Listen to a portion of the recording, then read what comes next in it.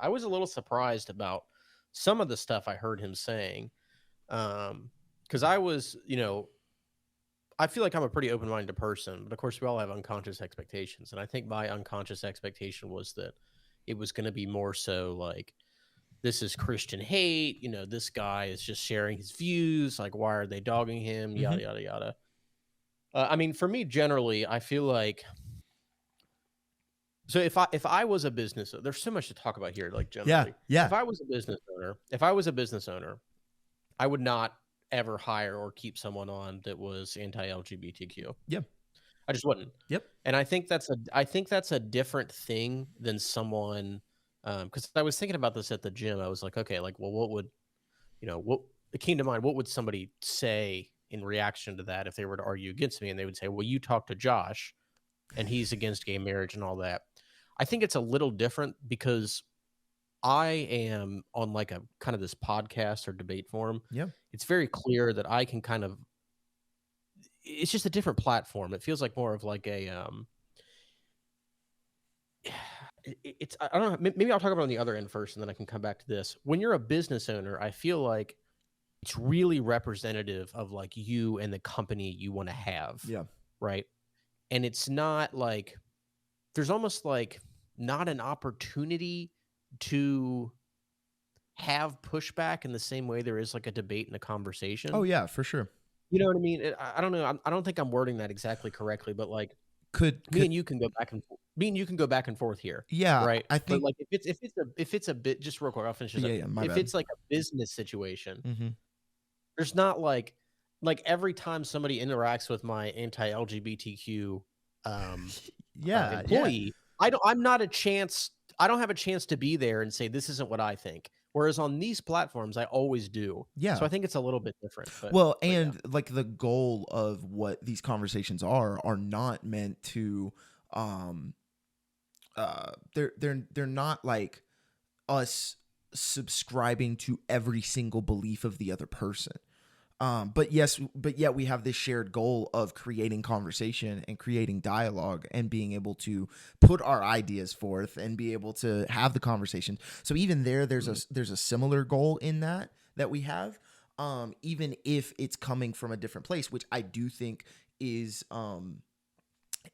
like a good thing. But I could use that business example for churches. It would be catastrophic in any faith, not just Christianity. It would be catastrophic to hire people who don't believe what you believe in the organization in which you work, right? So like for me, I'm a Pentecostal, like Christian, like Azusa Street Revival in the early 1900s, like all that stuff, right? And so for somebody to not subscribe to that or believe that, that's going to probably be problematic in the functionality of us working together to accomplish a goal. I think what you're talking about is when there's shared goals, when there's shared vision, like there is in businesses, like there are in organizations like that, even in faith organizations, you have to have that commonality and versus like a content creation thing where like I know we've talked about making these discussions more regular, you know what I mean? And so it's like so we even have like a regular rhythm of being able to talk about things, but that doesn't mean that like I subscribe to everything you believe and you subscribe to everything I believe. It's that hey, we really do have this shared ability to create conversation. I enjoy that, you enjoy that, you enjoy, like that's the difference. I feel Yeah, like I see what you're saying, though I actually don't think that is. I still think the thing that I was saying is the difference that's important, because even in the business owner situation, you can have a shared goal, right? Like it could be a situation where like let's say we were going out and building housing for homeless people, yeah, right? And I had an organization that built houses for homeless people. That's a situation where I can have a shared goal with somebody that is anti-gay marriage, yeah, but I still wouldn't want them working for me. And the reason I bring that up is because, like, we have a shared goal, like you said. So in both situations, you have shared goals. Again, I think the main difference is just that, like, in that situation, I can't control what that employee is saying and doing and be there to defend what I think is right if it were to come up or just be presented or how they're acting or whatever. Whereas with this, when we collaborate, I'm in complete control of what I say. Hmm. So I think that's really the main difference, more I so see. just than I like see what you're the saying. shared goal. You know So what I mean? so I'm curious then, like, where is the line? Um and I say this because I know it's a personal question, because we Yeah. all have different lines and different things. This was another thing Ruslan was talking about in that video, is like, hey, you get to make the decision of what you're going to stand your ground on, right?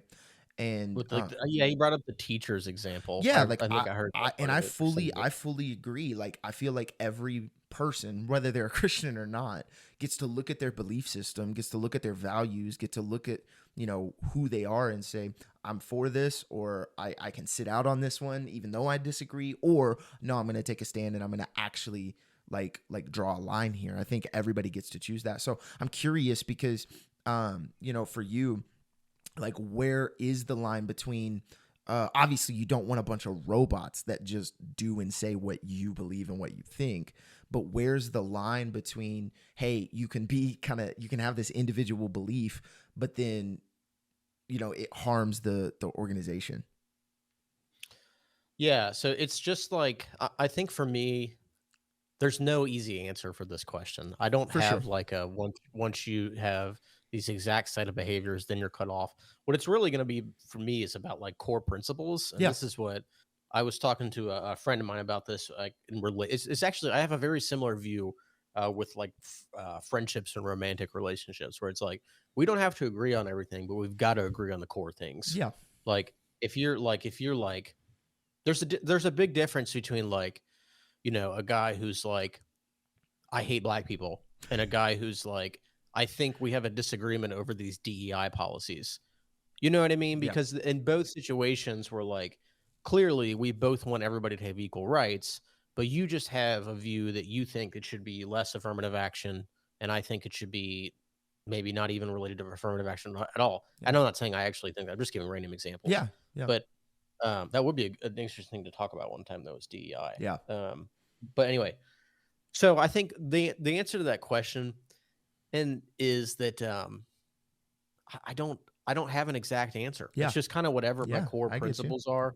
Typically, they're going to be associated with stuff I would think are human rights, for lack of a better term. Hmm. So, like, if you think like black people shouldn't do something, gay people shouldn't do something, or even like white people shouldn't do something, or men shouldn't do something, that's going to be the line where I'm like, okay, you're not, you are so different from me at the core that to associate with you would be a mistake. Hmm.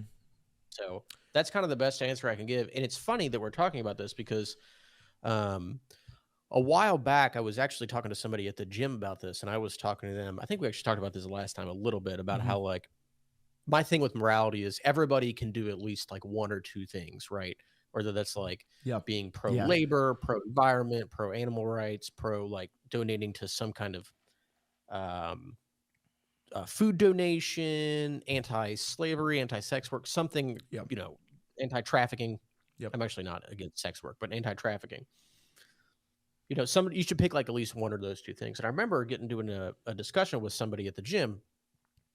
It's been a while, so sorry if I'm misrepresenting this Nah, guy, you're but good. he was basically saying that like we were arguing about like the whole like he brought up like the drop in the pond thing, right? Of like Hmm. how far are you responsible Yeah. for the rock hitting the water? How many ripples out are you responsible for? Hmm. And my answer is not zero. Yeah. And I think some people may get frustrated at that because they're like, well, how do you not have some kind of like consistent answer where you have like this is how many levels removed, yada yada. And my answer has just always been, I can't tell you exactly what it is. Some things are just more complicated than that. Yeah. But I can almost guarantee you almost everybody can do at least one or two more things. And like so what an exact example we brought up was like this is like a random scenario where we said, okay, if you could sell a gun to somebody, if you were going to sell a gun to somebody, and you knew that they wanted to take that gun to like, unalive themselves or unalive several other people, would you be responsible for that? My answer was like, yes, of course. But I even took it a step further. I said, if you knew that that person's brother was going to do that and had easy access to the person you're selling to, I would still think it's immoral. So that's where that's like kind of a specific example of that. And I think if I remember correctly, we had a disagree, not me and you, but me and this guy had a disagreement. And I think he said something like, "That's why is that on me? Like I'm just trying to make a sale here. Why is it on me? What happens after all this goes down?" Mm-hmm. But yeah, I bring that up just in general to say like sometimes these things are just complicated. Well, and I don't have an answer that's like, here's my cutoff line. It's just like mhm. core principles, and I'd be happy to talk about those. But Yeah. yeah, that's my And answer. and I think that's what makes the anytime situations like this pop up, I think that's what makes it so hard, is because people are looking for the baseline of, well, you didn't do it over here and you didn't say it over here and you didn't do this with this person and you didn't, and it is difficult, I feel like, to be able to play that game because you're just it's so individualistic. Um uh, but I Can I mean, make a quick comment on that? yeah, Just like yeah. super quick. Yeah. I do think you can call people out on inconsistencies though. Like if I was like, if I wanted to be, say I was like a strict vegan, this is an obvious example, but I was like, I'm a strict vegan. And then Yeah. I was like, but then sometimes I drink milk. It's like, well, then you're not a strict vegan. Mhm. Like there's some things that happen like that sometimes. But anyway, Yeah. go ahead. Yeah, and I think that is because it's so individualistic, because it's hard. I think that's where people subject themselves, and I say people, I'm talking like in this Jaden Ivey situation, going back to that as the reference. Like I feel like that's what makes the ownership or whoever's making the decision to release him. I think that's what makes it so difficult to understand it, is because it it doesn't seem consistent. I mean, like when you have NBA players like John Morant, who's got several gun charges. There were allegations of him, shooting up people. There were allegations of all of these things happening, and he's getting, a minimal suspension. He's still in the league. Mikal Bridges, like abused his partner, spouse. I don't know if they're married or not. Like pretty badly, and got like a 30-game suspension. And so, like, I think that as a Christian, as somebody with those beliefs, I'm like, man, it just seems weird to me that this guy gets released completely out of the league, um, when you have other things that, whether you have faith or don't, just seem like bigger deals. Like it seems like an easier layup to release that person. That's a For funny word to use there. Layup. I use funny. yeah, right. But like to be able, I didn't even catch it. Yeah. But it does. Slam dunk decision. It Yeah. just just all the puns. But yeah, it does seem like, okay, how how is this um worthy of being released when you have these other more tangible, it feels like this, it feels like it's more tangibly uh detrimental, you know what I mean, than So this. yeah, a couple things on that. So I think I would actually have to think about like, okay, so this is super me thinking out Yeah, for loud. sure. So nobody's allowed to critique me for this or anything else because I'm always right. But um no, but seriously, I would actually have to think about what would be worse between like an entire society that is anti-gay marriage or somebody beating their spouse one time. I would actually have to think about which one is worse. Now, obviously, that doesn't apply here because this is like one guy said something anti-LGBTQ, and you're saying one guy like beat his wife. Now, I don't know a lot about the Bridges or John Morant stuff, Yeah, but yeah. I'll just speak generally. If you beat your wife, yeah, it needs to be at the very least equal. Like if they would have suspended this guy for a year, Mm-hmm. I would have been, well, actually, that's the other thing too to think about is I just thought of that. You can argue its suspension is worse because this guy got cut, but the league didn't suspend him. The Bulls just said, we don't want you. The Pacers or the Knicks or the Mavericks or whoever, they can pick him up. Mm-hmm. And that like he's not suspended. So Mm-hmm. that is a little bit of a nuance there. True. But you're not going to get any disagree with me, man. if a motherfucker's beating his wife, Yeah. dude, like that should be at least a year. Mm-hmm. Like at bare minimum, that's got to be a year. So Yeah. I don't think you're going to find any disagreement with that. I mean, I think I'll even go further. If your team signs a guy like that, I'm disturbed. Like, like if one of my favorite sports teams went out and signed somebody that like verified was like an abuser of something, Yeah. I'd be like, I'm literally not going to watch this team until that guy's cut. Yeah. And unfortunately, I don't think anybody else will take that stance because I think the vast majority of fans don't give a shit about morality and they just want to watch their team win and drink beer. That's true. And it's which I find disgusting. But yeah, I mean, I think so. Definitely that's a thing that is to be considered. Mm-hmm. But I also think it's just PR, man. Yeah. Like at the end of the day, these teams are making decisions that they think is going to help them profit, thrive, Yeah. gain popularity, whatever it might be. Yep. That is what they're interested in. And so like I understand why people have, they get attached to their things and they get mad at companies like they should do this, they should do this. Yep. At the end of the day, companies want one fucking thing. They want money. They don't care where they'll get it from.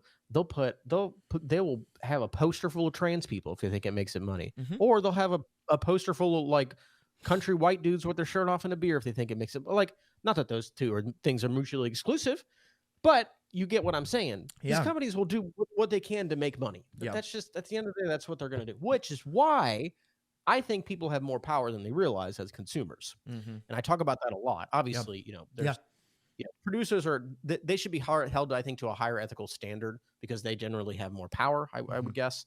But consumers have power. Like vote, whatever, join a union, form a group of people that think like you. And I promise you, if everybody tomorrow told Target they want like whatever type of clothing, Target would move at least a little towards whatever that clothing is. Yeah. Or whatever company. So just don't forget your power. Yeah. No, it's true. And I think that is the to calm Christians down, okay? Like, because I did this in my video as well. Like, at the end of the day, unless you're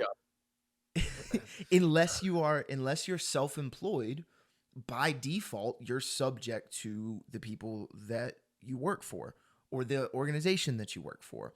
And so I don't think I put the blame on the Bulls for releasing him because I know that too. The bottom line is all about money. They're clearly trying to market the NBA to people in the LGBT community, right? Like that's clearly why they're trying to do those things, just from like a business perspective, from a monetary value thing. So I actually don't put as much like blame or anything like that on the organization because at the end of the day they get to make their choice. I think what it creates is again like what I brought up with the other two players. It creates the situation where you're like, wait a minute, like why are we picking why are we choosing to release people based off of these moral and ethical issues? If that's what you know what I mean? Like, why are we choosing that now? Even more closely related, and I think Ruslan even talked about this too, but like the Atlanta Hawks just a few weeks ago, one of their sponsors, if you've ever been to like a sports thing, especially NBA, they'll do like theme nights. MLB does the same thing, theme nights, and everybody wins a free bobblehead or whatever. Well, in about a month ago, the Atlanta Hawks announced that there was going to be a strip club that was promoting and sponsoring one of the nights. And it's like, you know what I mean? And obviously players spoke out, and this kind of actually reinforces your point about like, you have more power, because players were like, this is crazy. Like, there are going to be kids at this thing. Like, what are we doing? And again, it's like, okay, well, from the whole organization, the NBA itself, not just the Bulls, not just the Hawks, not just the organizations themselves, the NBA as a whole, why is this moral or ethical thing a problem and this one isn't? Because they both seem like issues. You know what I mean? And so I think that's like the larger question, because I don't place don't place blame on them making a business decision, making a decision that they felt like, hey, that's what we want to do. And I think, like, again, Jaden, Ivey, and any Christian and anybody who has like strong principles. You don't even have to be a Christian. You have to be measured in what you say and when you say it. You just do. And unless you're, self-employed and you run your own business and you can do or say whatever you want because you're the owner of it. And then people have the right to partner with your business or not. I will say a couple things on that though. Again, I do think the fact that like the inconsistent principle thing. I understand what you're saying, but again, he didn't get suspended, and I think that is like that is a big factor in this. And and it's not like he can't be signed by another team. That's true. Right. So we can talk about the ethics of it, of course, but I think that's a part of it. Another thing too that I think is interesting is I actually, I agree definitely because I just said this that companies have the right to, fire who they want to fire, say keep who they want to keep, all that kind of stuff. That came up a lot. That comes up a lot with free speech where people say like, well, social media is against free speech. And it's like, well, social media is a private company. And so they're allowed to choose like who they want and don't want on their platform. Now, if you wanted to have a debate that certain social media should be like essentially the public discourse, I wouldn't mind actually agreeing with that, making some kind of law like that. We could talk about that. I actually would agree with that too. Yeah. So companies have that private, aspect to them. At the same time, though, I actually do think that can go way too far where like, and you may have been in work cultures like this where it's like that to like an excessive degree to where like whenever management says something, you just shut up and you don't say anything. And that's really toxic. Like if you want to destroy a work environment, make that the work environment and watch people like zip out faster than a road runner with Artemis 2 strapped to their back. Like or Artemis 3 or whatever. Like you know what I mean though? Like they would just like that's the way to get employees out the door. Yep. So you have to have like a balance. And I think you could actually even make an argument that being stronger in these things. Now, of course, I would not going to do this with gay rights. In fact, I would be on the opposite end of someone who's anti-gay rights. I would be willing. I think that people that are willing to get fired and actually aren't willing to negotiate, and their version of picking their battles is, I'm literally going to fight this, not literally, but to the death. Yeah. That actually can be good because then that becomes a news story, right? If you put yourself out there so much that like you do something dramatic, you do something that is causing controversy, media will pick up on that, and it actually helps your perspective, your opinion become more popular or at least get more airtime. So if you look at something like this Jaden Ivey situation, this in a strange way could move the needle more towards anti-LGBTQ stuff because it has so much media attention. Now, again, I want to like preface that I don't know enough about the situation to say if that's even true or not, but assuming that, whatever needs to be assumed here. I think that you can make arguments that being that extreme, or not necessarily being that extreme, but like things that result in suspensions, firings, whatever it is, that actually is better for your movement in certain contexts. Now, you're right, though, as an individual, you have to pick and choose that battle. Yeah. That's just the nature of the game. But I also think you simultaneously have the right to say, this is how I'm picking this battle. And just because a company can fire me doesn't mean that I can't come out and say it's wrong that you did fire me. And of course, like, again, I'm just talking in general. I've made it very clear that if someone worked for me that was anti-LGBTQ, I would probably fire them too. Yeah. But in general, I think it's not, yes, pick your battles, but there are instances where picking the most, not extreme, but like a very assertive position is actually the best thing to do.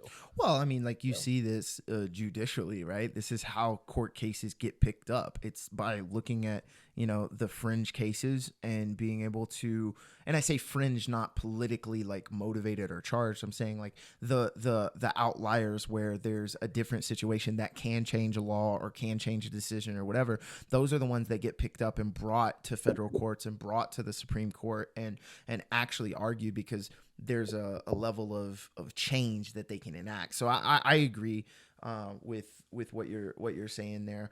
And again, I think like going back to speaking to as a Christian about the Christian response to this thing, I think sometimes we take the cultural issues and we make them like A1 source material. Like if you don't agree with this, then you're not a real Christian and that kind of stuff. And like, to be honest, like this battle that people are so willing to fight over this thing isn't even um isn't even important if you're not consistent enough with the position. Like what I'm saying is like if you don't have a biblical framework and a strong consistent biblical ethic of like sex, then it doesn't matter that you make a stance against homosexuality if you have all these other whack positions about your relationships or about your marriage or about, those kind of things. So I think that's the other thing is like people are so quick to like, oh yeah, go get him. Yeah, and it's like, yeah, but like you didn't have a problem with the Atlanta Hawks and the strip club. You didn't have a problem with some, you know what I mean? So like there's a lot of these issues when people don't have consistency in their positions, that just cause a bunch of problems. And I think that's really with Jaden Ivey, and I said this in the video. I think what you end up having is he's on Instagram for an hour at a time, basically just processing all of these thoughts. Well, that's not the best place to like think about things, right? Like if you went You know on what the funniest thing the funniest thing that Ruslan said was he was like, I don't think you should be Instagramming and driving. And I was like, actually, babes, like, thank you. Seriously, like, thank you for promoting that. Like, people do like Snapchat and shit on the road. yeah, And I'm like, that's so fucking dumb. Like, be safe. yeah. So when he heard that, I was like, oh my, yes. Like, I've never heard like somebody else actually say that. But like you even brought up the example of like talking to people and like processing things, watching things, going to the gym, doing all these things. Like imagine if you were Instagramming, your gym experience as you're thinking through the issues. Well, you're probably going to misspeak. You're probably going to misrepresent your position. You're probably going to change your opinion from the time you do that Instagram live to the time you make a more polished, like rehearsed video or whatever. You know what I Dude, mean? Like, that happens when I'm making videos. Sometimes I'll say something and then I'll be like, wait, like, do I actually think that? Or I'll have to like re-record or something well, like that. and that's the thing of why people just in general, and this is more general than just the Jaden Ivey situation. There's an oversharing culture that is actually super detrimental to society because like you're not meant to process everything that externally all the time. I'm an external processor. I'm not telling everybody about my situations all the time. And there are people who do No, that just yeah. in general. And whether you're a Christian and you're trying to work out your belief system, or whether you're not and you're just processing and telling people, there's information that we've lost the ability to like hold information and like privately wrestle with information as opposed to like uh just sharing every single whimsical thought. Like, you know what I mean? And now obviously with Jaden Ivey, there's been enough videos out there that you can see his position. Like he's saying similar things multiple times. It's not just like one thing. But I do feel like that's a lot of how people respond to these things, where they say something like what you said. Say something and then you're like, I don't even know if I believe that. You know what I mean? Well, that's what so, yeah, I feel like a couple of things. One, I think that it's totally fine to do that literally as much as you want. I think the problem for me is that, like, it's very important to caveat, and I do this all the time, um, how much or little you know about Mm-hmm. something when talking about it. So I actually don't have a problem if people wanna share their thoughts 24/7, as long as they're like, "Hey, this is part of me forming a larger conclusion, so I don't want you to take this as gospel. I'm just sharing how I think, and I don't want you guys to go and just parrot my opinions. I also want you to think about them." Yeah. So, there's that. There's also the fact that I actually don't think you talked about like people don't, I forget your exact phrasing, but people don't like go internal enough and thinking about, Mm-hmm. or they externalize too much. I think the problem is it's none at all. Mm. The- Mm. I think the problem is lack of contemplation in general. Yeah. People aren't like hearing something they disagree with and then going back and thinking like, I'm going to look into the thing I disagree with more than I am the thing that I agree with. Right. So this goes like, if you're a Christian and you hear, somebody who's agnostic or not a believer for the first time, and they say something and they think, wow, that was actually a really good point. Is your immediate thought going to go to like, all right, well, I'm going to think about my faith. What would my faith say about this? I want to talk to God to see how he would guide me, yada, yada, yada. Instead, I think the right thing to do would be like, I'm not saying you can't have that at all, but the right thing to do would be like, for like an hour or whatever, 30 minutes out of that day, literally try to just steel man your opponent as much as possible Mm-hmm. and see how good you can do. Because what that's going to do is it's going to help you understand them more. Whether you agree with it at the end of the day or not, you're going to at the very least understand them more. And you're also, in some cases, you might even change your mind. Mm-hmm. And so I think there's that part of it. But even just like the processing of like learning in general, and this is all kind of, this is a little bit feelings based in the sense I don't have any data to back this up or whatever. But I just get the feeling that, people will also take in information. They're basically just parrots, right? Mm-hmm. Kyle Kalinske says something, Michael Knowles says something, Ben Shapiro, Hassan Piker, whoever it is. And they're just like, that's what they think. That's what they think. And honestly, I did this for a while. I used to be someone like who would do this kind of stuff. And then so at some point I realized like, I don't actually know these things. I know that someone else said these things, and that's not the same thing as knowing it. Yeah. And so having that ability to like also not parrot, take in that information and it be part of like sort of like a file in your computer, but not the entire computer. Mm-hmm. Look at the other files to see what PC you're building. Yeah. No, So that's exactly it. No, I definitely agree with that. It's interesting the concept that you said about people not contemplating at all. Yeah, that's I was like, wow. I actually never gave thought to that, but I do think that might be more of the issue. which is why I think it's so detrimental when you hop on Instagram and you haven't thought through something. You know what I mean? Like with anything. So no, that's interesting. You have to. The key too is not getting defensive as well. When somebody says something that maybe you don't agree with, you're going to have certain feelings, and there's always like I can tell when people are in these moments, right, where you say something to them, and they know you're actually being kind of convincing, and you can see them processing. You're like, and they're like, man, that's kind of right. That's kind of like I'm not really sure how to defend my position now. And then you can go in two ways. You can say like, okay, I'm going to try to explain this, or I'm going to like take a deep breath and think about what the other person is actually saying. And whether or not they change my mind or not doesn't matter, because I'm not interested in being that attached to my ideas. I'm attached to whatever the truth is. Mm-hmm. So whether that comes from me or that comes from someone else, it doesn't matter. Mm-hmm. And so you have to push back past that feeling of like, I'm attached to this idea. So now I got to, when people scramble to defend stuff like, oh, I'm scrambling to defend it. It's like, well, you don't have to. You don't have to. Mm-hmm. Sometimes you can just say, that's interesting. Let me think about that. Yeah, exactly. Or you can say, I've never thought about it that way. I honestly don't have an answer. And that can be all the way from like, because I've had situations where I will respond and be like, I feel like that's wrong, but I can't explain why.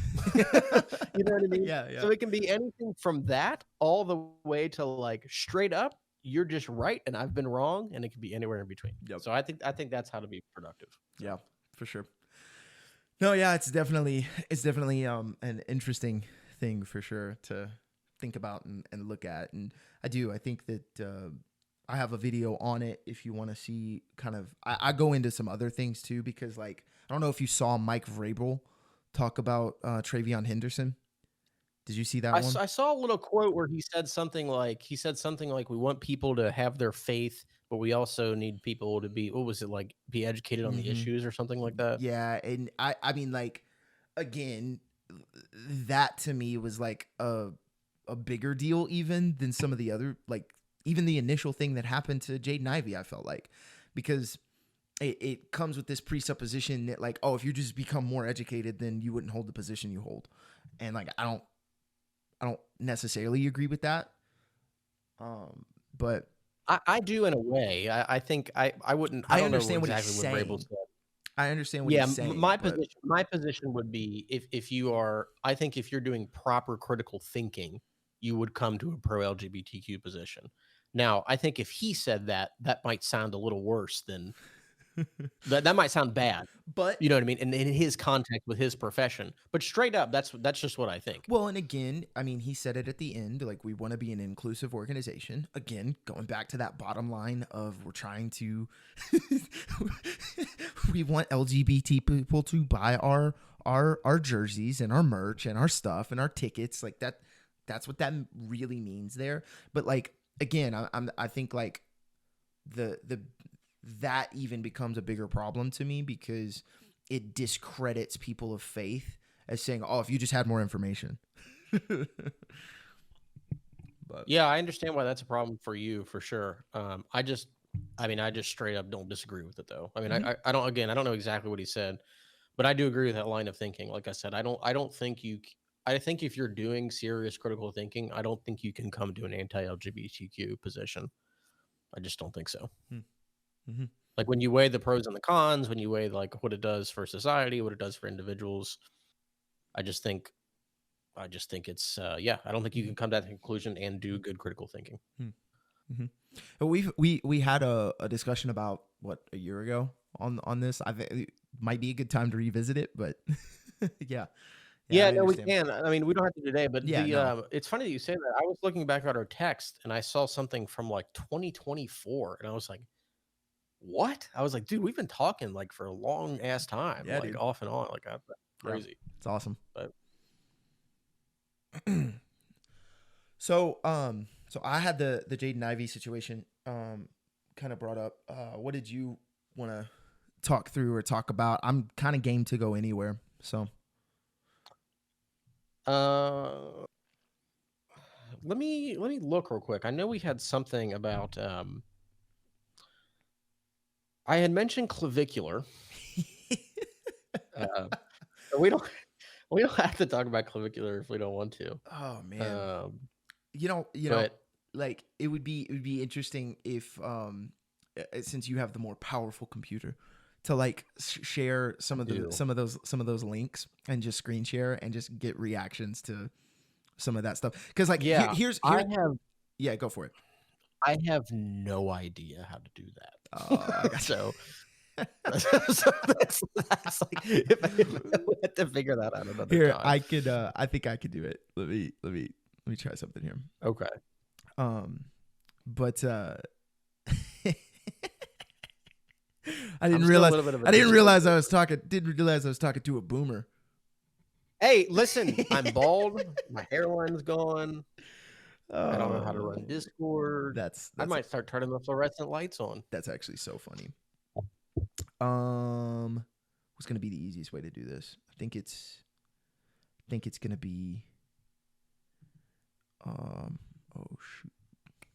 I think it's gonna be opening up my text messages, but I don't want that to appear on here, so that's fun.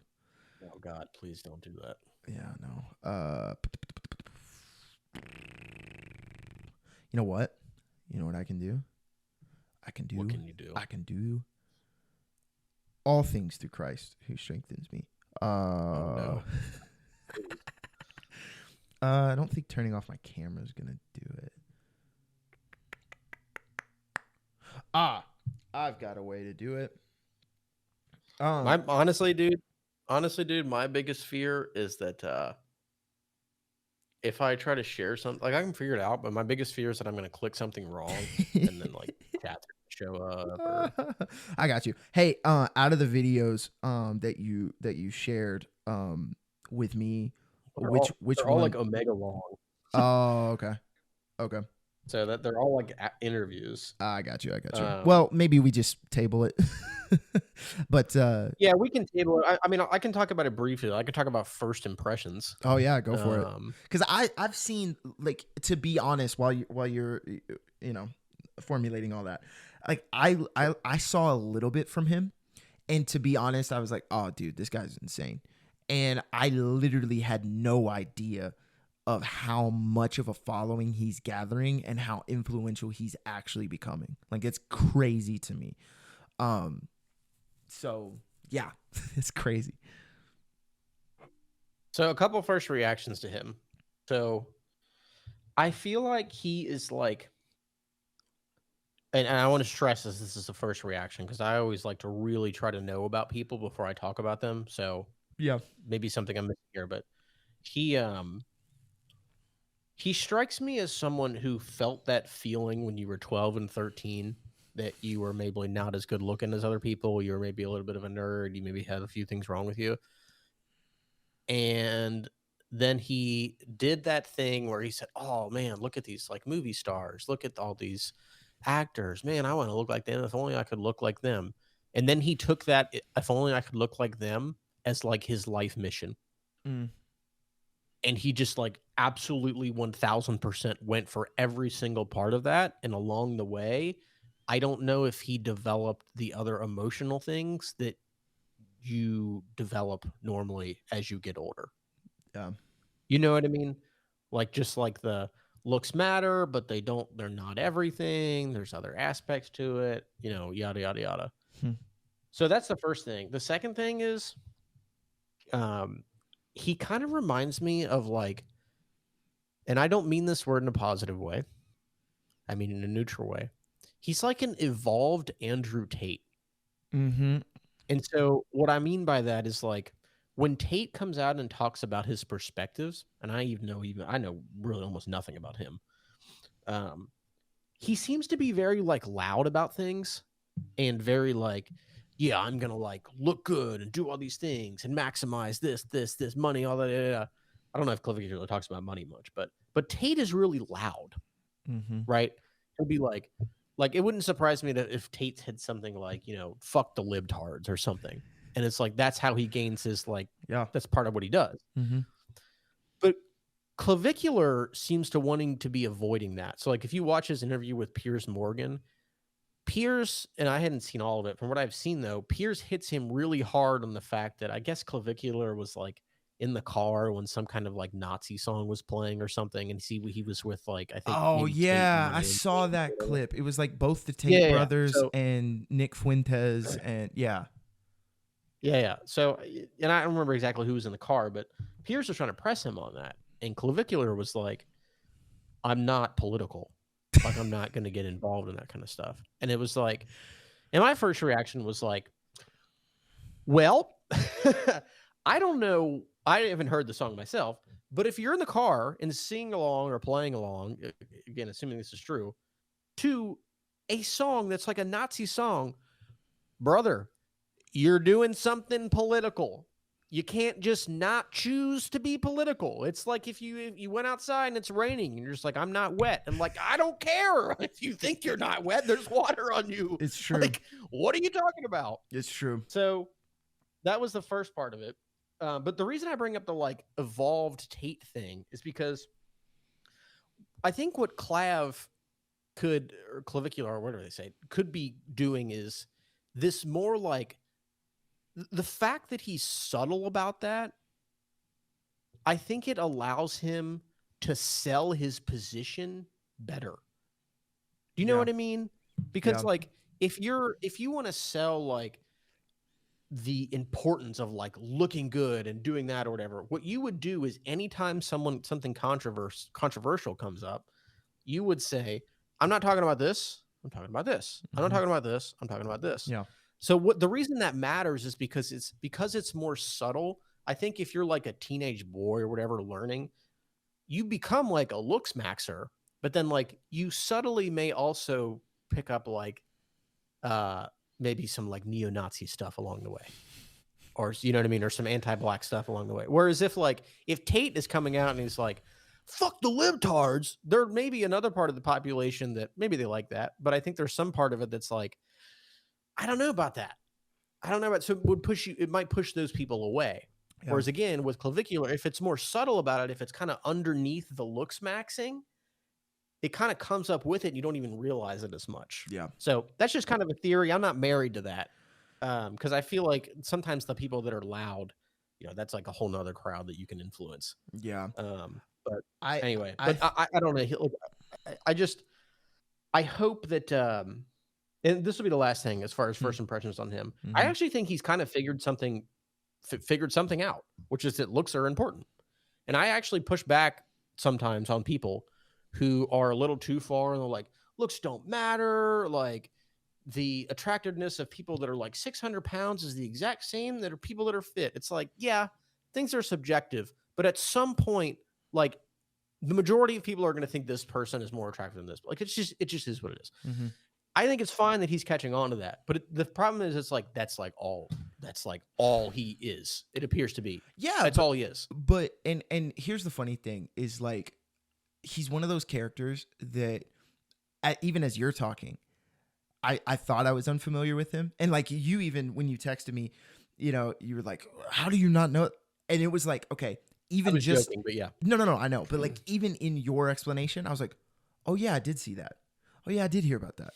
Oh yeah, like so again, like you realize, and I think here's the problem, is he comes across, in the very little I've seen. Again, this is my first impressions as well. Like he comes across as like the 3rd or 4th grade boy that like just figured out how to cuss. And is like trying to be edgy and trying to be all these things, and like you actually don't even know why you're saying or why you're doing the things you're doing. And then like when you get pressed, like what you were talking about with peers, which I haven't seen that full conversation, but I have, again, it was one of those things. It was like, oh yeah, I did see him talk about this. Like I anytime you get pressed, you just back off. Well, I'm not talking about that. I'm not political. I'm not this. I'm not that. And so you actually don't stand for anything. And so even the little bit that you do say, I'm for this, or I'm about this, or this is what I want to see in society, it's hard to take it serious because you're so easy to back off of those positions when you get pushed on it. And like I do, just pulling up some other things about him that, again, it was like a memory refresher, because I'm like, I've never heard of this. And then I'm like, oh yeah, no, I did hear about that. Oh no, I did, like the bone smashing stuff. Like, brother, what are we doing? Like, yeah, so apparently from what I've heard, it's not not that this changes it much, but it's not literally bone smashing. Apparently it's basically just like you hit your cheeks, yes, and you make them swell. Yes. So like, which I'm not saying that's as good. I'm just saying, like, well, and it's with the assumption that when it heals better. And so it's again, it's like, is that the most beneficial thing? Like, all right, you can have your opinions about like the looks and all that stuff. That's fine. And I actually agree. I think attraction is far more important than what we like to put, on people. We like to, oh, it's all about the heart. That's all about, no, you have to be attracted to the people that you're in a relationship with. If you're not, there's a problem, or there will be. Well, Josh, I think what me and you realize is that it's both. Yes. Right? Yes. It's 100%. You can't have just one of those things. Mm-hmm. You can't. But I will say though, interestingly, I do think if I had to pick one to override the other, I would pick the personality, the character, and the heart to override the looks every single time. Absolutely. And my guess would be that if you talk to someone, I don't want to, I don't know what Clavicular would say, but my guess would be if you talk to Clavicular about that, he'd be like, "There's no fucking way, dude. Looks are way more important than like." He has this quote that I hope I'm not misquoting this, but he said something like, yeah, if I'm on like a date at a bowling alley and a girl, why in the world would I not stream that? And it's just like, what? Like you can tell it's like, I just feel like I mean this seriously, because I feel like he could be influencing a lot of younger boys that feel similarly. And I'm really worried that him and these boys are basically feeling like they genuinely feel that. They think, well, why would I care about this connection when I can just stream it and I can like get them to like have sex with me later or whatever? Yeah. Why would I care? Like it's genuinely foreign to them. Well, or they went after the connection and they don't feel it, and so now they're like, oh well, now I'll go after this, and it just comes across really to me more than anything as depressing. Mm-hmm. And that's what like it's I just I hope that someday he can realize, it's not looks are important, but like, god damn, dude, Well, that's not that's not all there is. It's like he's trying it's like he saw honestly, here's what I feel like it is. I feel like it's he was never a chef and he saw a final cooked meal and on the menu it said like chicken and mashed potatoes. So he went to the store and all he bought was a chicken breast and mashed potatoes. He didn't buy the butter, the salt, the seasoning, the right pan. You know what I mean? Like he doesn't instant mashed potatoes understand at that it's that. like it's all you know what I mean though? Yeah. Like it's Yeah. all part Yeah. of like a bigger Yes. meal. Like Yes. it's part it's all the meals are something that a bunch of things come together Mm-hmm. to actually give you more than what is just presented as words on a menu. Which, And that's what it feels like Clavicular is doing. He might have a fuckload of sex, he might get with a lot of women, he might be popular, mm-hmm. but it's like cool, but to what end? Right? Everything you do, all that stuff, like I think it's Scott Galloway has this quote where he says, like, what's the point of prosperity if you can't protect people? And that reminds me a little bit of like where I worry about clavs or clavicular or whatever is like you have all these you have this like recognition that looks matter. You have this popularity, you have this platform, Mm-hmm. but like how are you using it for both yourself and the world? And So it's what you do to achieve that, right? Like it's like he's talked about allegedly using methamphetamine to like stay skinny. He's talked about using anabolic steroids and different things like that. Like this is a problem. And like without going too much in like the wholeness and wellness side of things, like you gotta look at not just the results of looking good, but like what is it really doing to your body. He said that he doesn't produce testosterone anymore. I think I may have heard him say something about him not being like a longevity guy. And it's just like But I don't that's know. but that's where, and I agree, like you're so influential with all these young guys especially, that if like even if you're about like, oh, it's all about looks and it's all about this, how you're getting there is important. If you're taking drugs, or you're trying to produce synthetic results, like that's going to be damaging just in general. And it's hard when you're like, I really just don't even know what you stand for at all. Like I have no idea what you stand for. And because anytime you get pressed on a position, he backs off of it. And there's no real consistency. I don't think you can see a through line to some of the things he says. It's like, oh, I can see that even if you disagree, I can see where these principles come from, or I can see where these things come from. Which kind of goes back again to what we were talking about earlier, which is like there has to be consistency with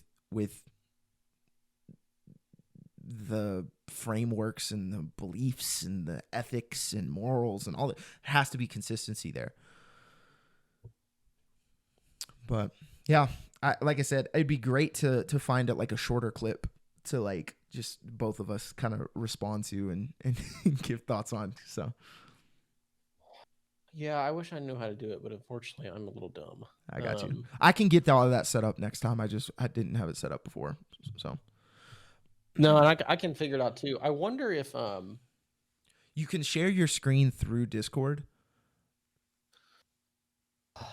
and set it up. Yeah, I can do it. I can do it.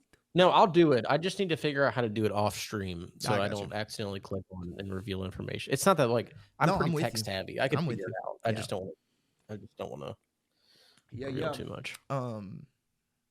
Yeah. For sure. Do you want to talk about the Michaels thing, the Jillian Michaels thing? You'll have to tell me like all about that because I don't really know anything about it. Yeah, it was pretty crazy. Although I definitely have some opinions on like fat shaming and all that in general. So yeah. Well, it was a very interesting kind of conversation. Julia Michaels is obviously a part of like the Maha movement. And was like a celebrity fitness weight loss person, and all of this stuff. I I think, watched her as a kid on Biggest Loser yeah, when yeah, she was yeah, on that. yeah. I never And seen it. so, um, it was, it was an interesting, it was an interesting video because, um, them trying to even get on the same page in terms of like terminology was super interesting. They weren't using, like, she apparently, and I'm unfamiliar with this, so I'm speaking out of ignorance as well. Like I guess obese is like a dated term that is no longer like accepted in the What's the accepted term? uh fat. Fat is wait, obese is offensive and fat isn't? Yes. So like that was one of the things in the clip. She's like, obesity or whatever. And they were like, no, no, no, stop using the O word. And she's like, okay, what am I supposed to call, what am I supposed to say about this thing? And they were like fat or fat bodied. And she was like, how is that better? um, Yeah, that's interesting. I but always that, thought that fat was like the derogatory thing. mhm, Even well, I mean, when you can have an argument about that, but yeah. yeah, that's interesting. And so yeah, it was it was just very interesting to like to navigate them even trying to get on the same page about some of the things, because like personally I don't think her claims were wrong. I think it was the way that the people around them, I think it was the way that that they internalized the claims, because what these people around her were We we, doing. we sorry to cut you off, but we definitely have to talk about the internalization thing because I think that is a huge part of this. So I'll let you finish. I just want to like, I'm Yeah, so glad you brought that up. well, and it was really interesting because uh, they were bringing up things that I don't think are necessarily invalid. You know what I mean?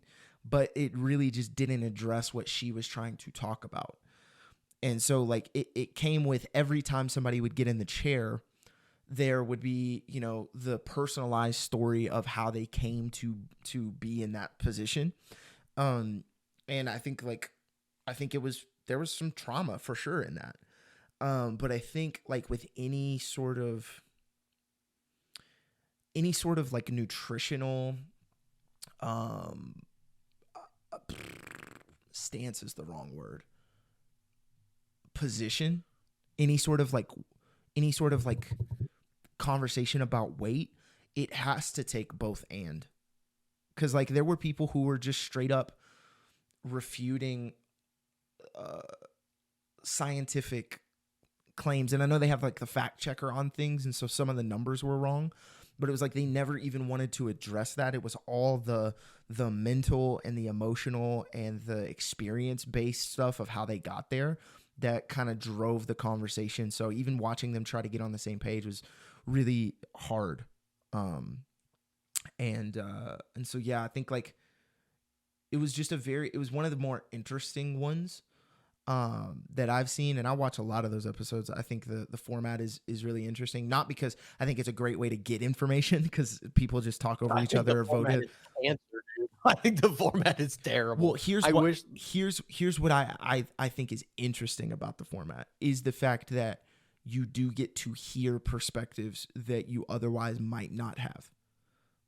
I Even if I do like that, but I don't like the one I don't like the voted out yes, no, system no, no, because no, then it no. feels like you're just trying to stay in the chair, and I'd much rather them do that where everybody gets like a certain set amount of time. Yeah. They know the time, they know the question, they Yep. know the prompt, they know everything. So Yeah. you're getting like two good actors going at each other with no other incentives Yeah. or as little as possible. Yep. But again, you talk about wanting to make money, like I'm pretty sure Jubilee does that because it gets views. So. Yes. Yes. Yes. Um but yeah, go and check it out. I didn't do a video on it just because I don't know enough about that kind of stuff. And to be honest, we have our own experiences with some friends and some people that I just didn't feel like making a big deal about it was an appropriate thing for me and what I wanted to do. And so like I just kind of skipped it. But I did think like it was interesting, especially because you talk about health and wellness and a lot of that stuff. I know you know, like you're very open about that. And so I was very interested to see if you had caught it and see, you know, if you were able to see any of it. So Do you maybe want to like, maybe we can format, like, do you have any, since I didn't watch the video, Mhm. do you maybe want to like bring something up from it, or just about like yeah, the conversation in general? And like maybe you can ask me about it. Like you so can ask me a question about it if you want yeah, to. yeah. Good idea. So let's see. Sorry, I'm doing. Oh, okay. Let's see. Oh no, not gonna do that. Let's see. Will this actually work? Maybe. Maybe not. Okay. Let's see. Is it gonna work? Maybe. Maybe. Nope. It ain't gonna work. My screen share's not working right now. It happens. Yeah, for sure. Let's get back over here then. Yeah, just give me maybe while I'm looking up something to kind of bring over, could you just kind of give me your initial thoughts without seeing it, like just more generally? Why don't you? I think I'd probably prefer, if you have to take a couple minutes, just look for whatever you're finding. Okay. Yeah. Just for the I just sake of didn't us know. both being fully attentive. Yeah, for sure. I don't mind a little gap in the Me either. I just talk. wanted to make sure. Yeah, you're fine. Thanks. Yep.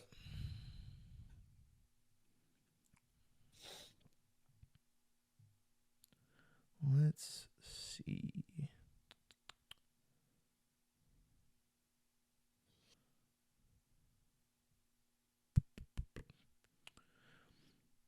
Oh, okay. This would be probably a good one without watching anything. She was very big on the body positivity movement, and how it's been co-opted. And she was basically saying, that, you know, if the body positivity movement stands for X, Y, and Z, then it's been co-opted by organizations or influencers who actually don't care about body positivity. But again, kind of seems like the theme of this call. The bottom line of like food companies like co-opting body positivity to have you eat more chips, or I think that's the example she used. That's Or why. That's why there's like, you can like buy protein kale yeah, or whatever the fuck now. yeah, Protein's in everything. I know. Uh, and so anyway, it's like yeah, like I think that was one of the more interesting things about like their ability to. And then you had one person who was like a chair of one of these body positivity organizations that had been founded in like the 60s. And she was like, I don't care who co-ops it. Which again was like weird to me, because it was like, wait a minute, you actively know people are co-opting your message. She's like, I don't care. I don't care. At least it's getting out there. And I'm like, but it's the wrong thing. Like, it just didn't make a lot of sense to me. Yeah, let's see. What's interesting is there's almost no like written uh there's almost no like written articles or anything about it. That's actually kind of crazy. I mean, if you just want to ask, we can get more general about it if you can't find anything specific.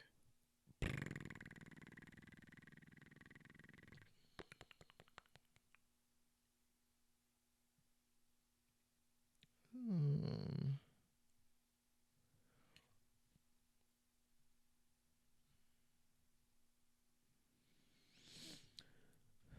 Let's see. Um yeah, so even in that first thing, and I'm just pulling something from an article that was kind of recapping it just to refresh my own memory, because it's been about a week since I've seen it. The first claim that she made was that obesity is not healthy, and pretending it is puts lives at risks. The first one that answered that claim was a female eating disorder therapist. And the first thing she said was, I'm going to try my best not to use the O word because I find it pretty offensive. So I'm going to use fat bodied as we talk. Do you understand why people would find it harmful and triggering? And she said overweight and obese is literally just having too much body fat. It has nothing to do with the quality of a person. Now, I think this actually is a good thing to kind of talk about, because it really did jump from that to the rest of the conversation, because they were trying to get Julia Michaels to say, well, I'm still an important person, or I'm still like the quality of my life isn't determined by my weight. And she was just saying, hey, this is a problem in America that needs to be fixed. So she wasn't invalidating where they were coming from, but do you mind? Do you mind?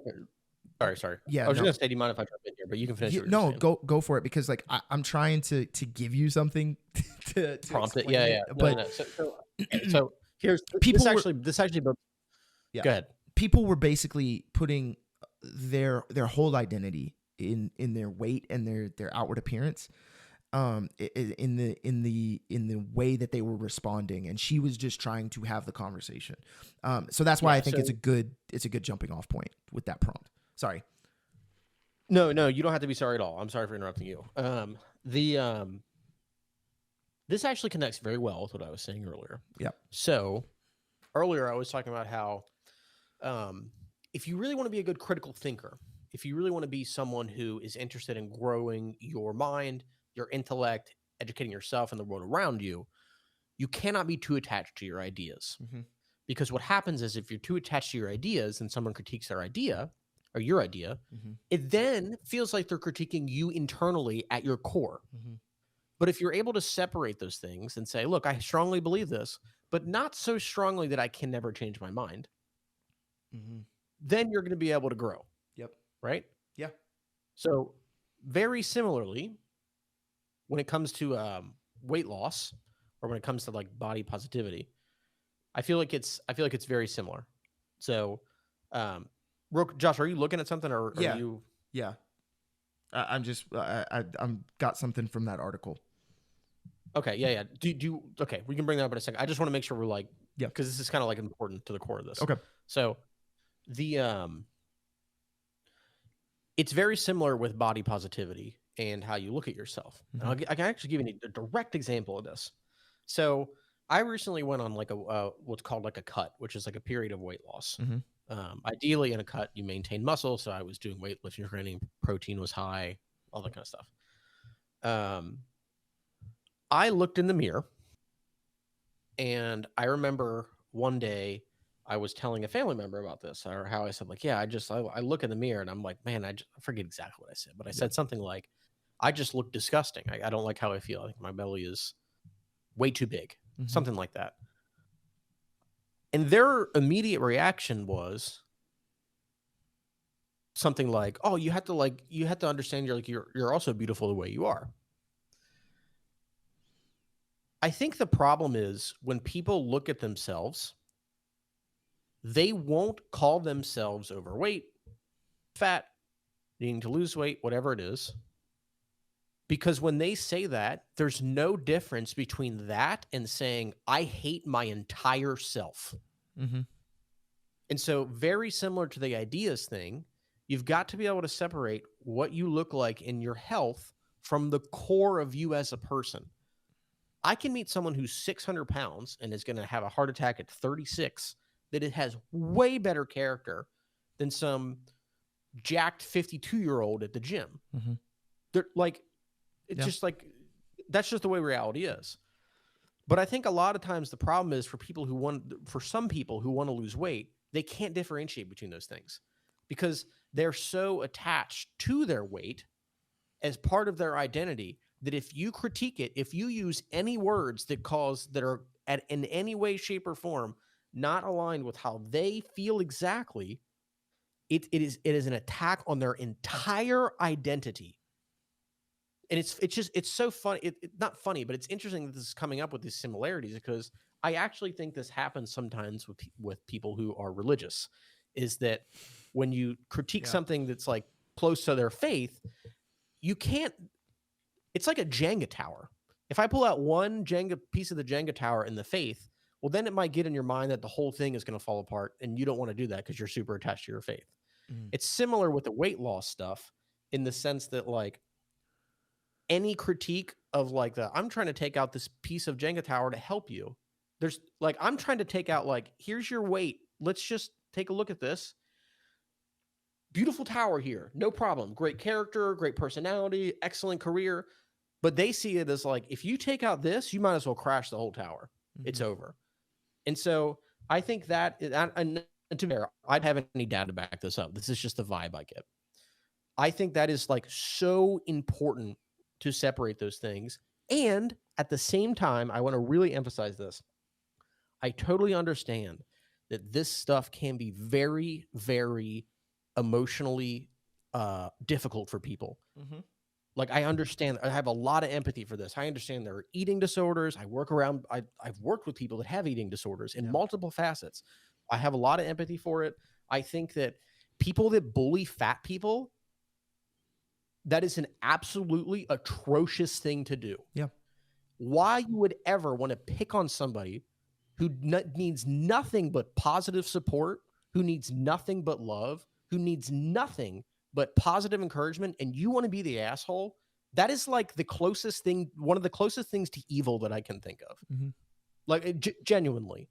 I mean, obviously there's like way more dramatic evil things, right? But like, you know, on like a day-to-day basis, that is like one of the worst things you can do is down somebody that needs help. So I just want to make that clear because I think both of these two things can be true at the same time. I'm not saying there's not more complexity to it. And I feel like maybe again, I haven't seen it. Maybe what happened with Julian and the audience is they were kind of talking past each other. And I think it can be both. It's you're not being your best self and living your best life health-wise. I want to help you do that.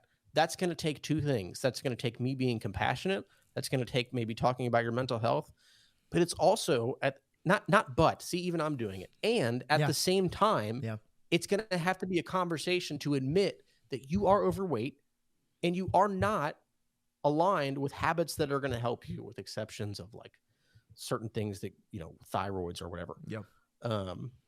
So that's kind of my spiel on that. No, I agree. I think it's multifaceted in the sense that because that was one of the claims that they tried to throw at Julia Michaels in the entire video was, well, all you really care about is just shaming us into being skinnier or better or whatever. And she did kind of lean a little bit that way, where it was like, no, there's only one way to do this thing, which I don't even agree with that.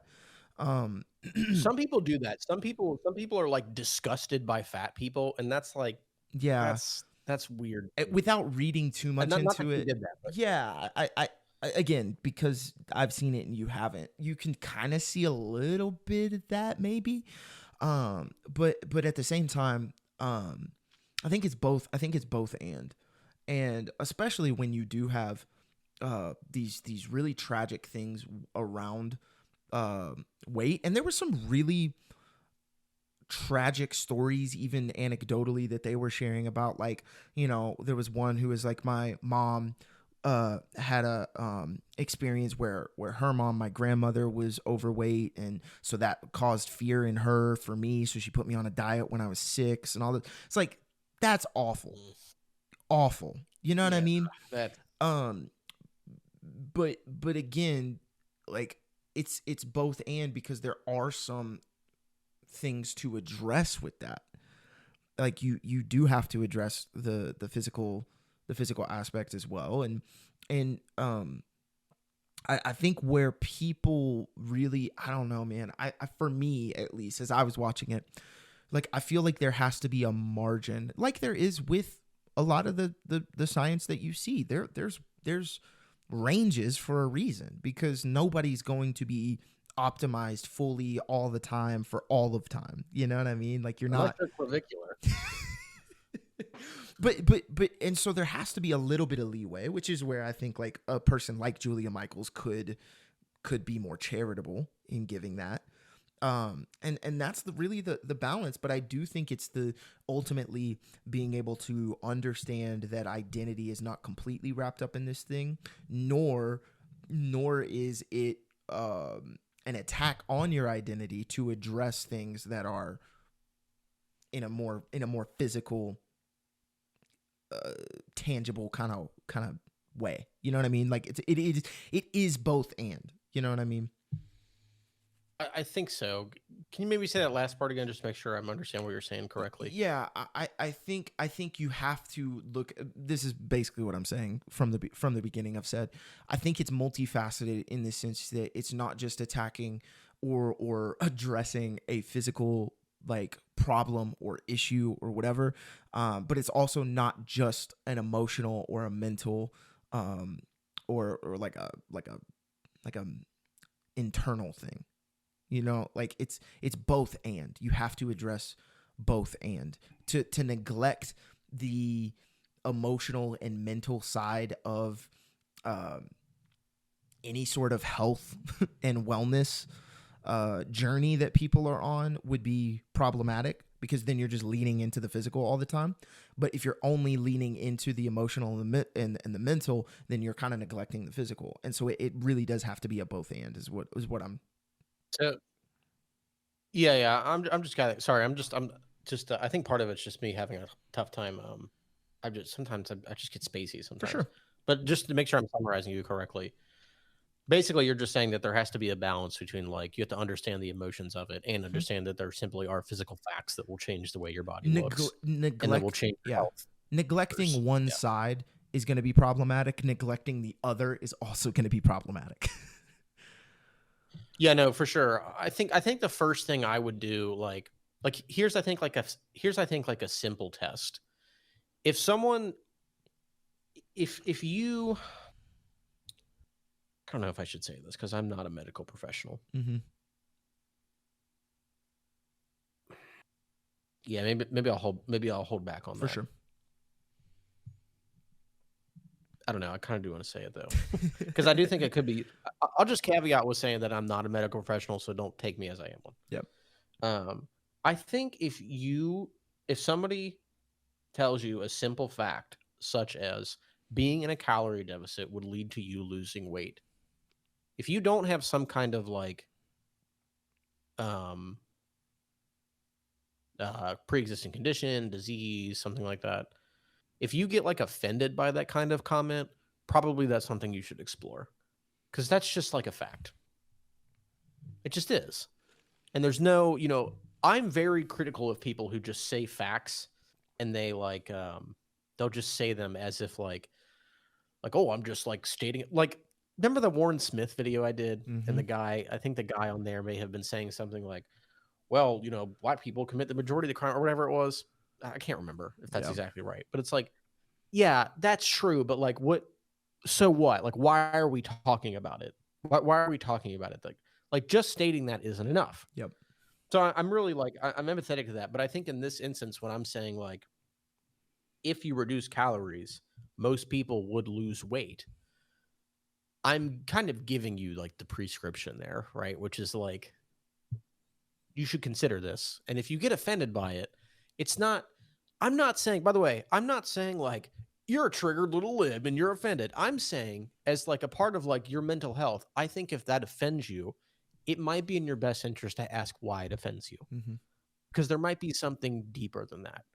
Because I think if you're in if you're in a stable understanding state, and I don't mean stable and unstable is a negative thing necessarily. Like I'm not being mean to people.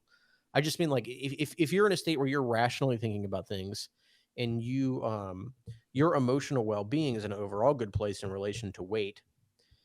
If somebody says something like a 500 calorie deficit or whatever would help you lose weight, if you get offended by that, you should probably explore that Mm-hmm. because there's something going on there that is keeping you from maximizing your potential. That's the thing for me. It's like all this stuff, like whatever facts you point out, weight loss, weights, calorie deficits, diseases, everything should be in the service of like I want myself and everyone around me to be better.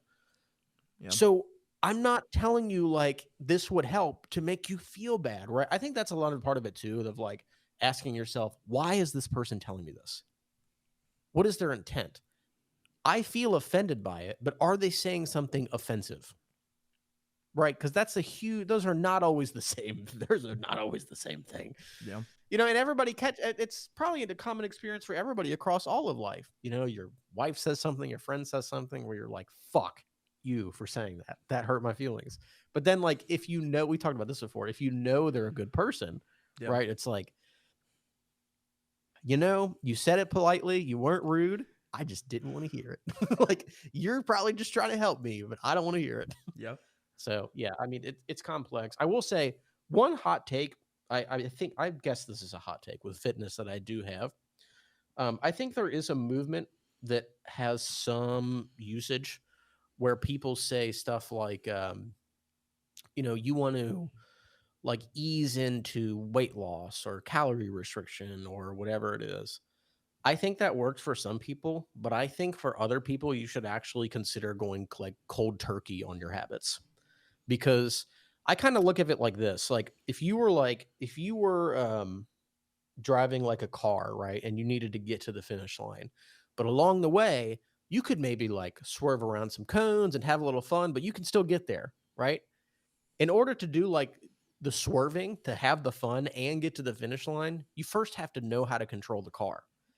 And so the problem is with people there, I think there may be some people who they try to lose weight and they're like, "Oh, well, I'll just, you know, twice a week I'll have a cheat meal. Once a week I'll do this. I don't need to walk for 30 minutes. I just walk for 5."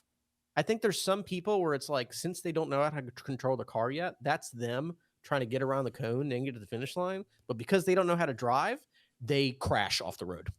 And it's like, it would be better off if you just said, I am not going to go around any traffic cones until I establish I know how to drive this car. Yep. And I think there are some people that like, that's just the journey that maybe they need to go on, of just being like, for a month, I'm going to be as strict as I possibly can. No excuses. I told myself I'm going at 6. I'm going at 6. I told myself I'm going, you know, going to eat this. I'm going to eat this. Yep. And I think there is room for, like, if that doesn't work for you, that's fine. Totally. Again, not a doctor, just thinking out the top of my head, not saying this applies to everybody, et cetera, et cetera. If that doesn't work for you, that's fine. If you found a different way, that's fine too. But even within that, you can also implement it one at a time. Like, you can tell yourself twice a week, I'm going to do this no matter what. And then 6 months later, you're doing that 4 times a week. I'm going to do this no matter what. And then after a year, then you can say, now I can have a cheat meal on Saturday, because you've established that level of like discipline. So there's that. And I also think that some people are not willing to, you talk about the identity thing. Some people aren't willing to realize that in order to lose weight, there actually are some instances where you have to lose your identity, but in a different way that we've been talking about. I'll give you an example. If you had let's say you are in like a fraternity, right? You're in college, you're 21 years old, you're kind of overweight, and you're like, man, I want to lose weight.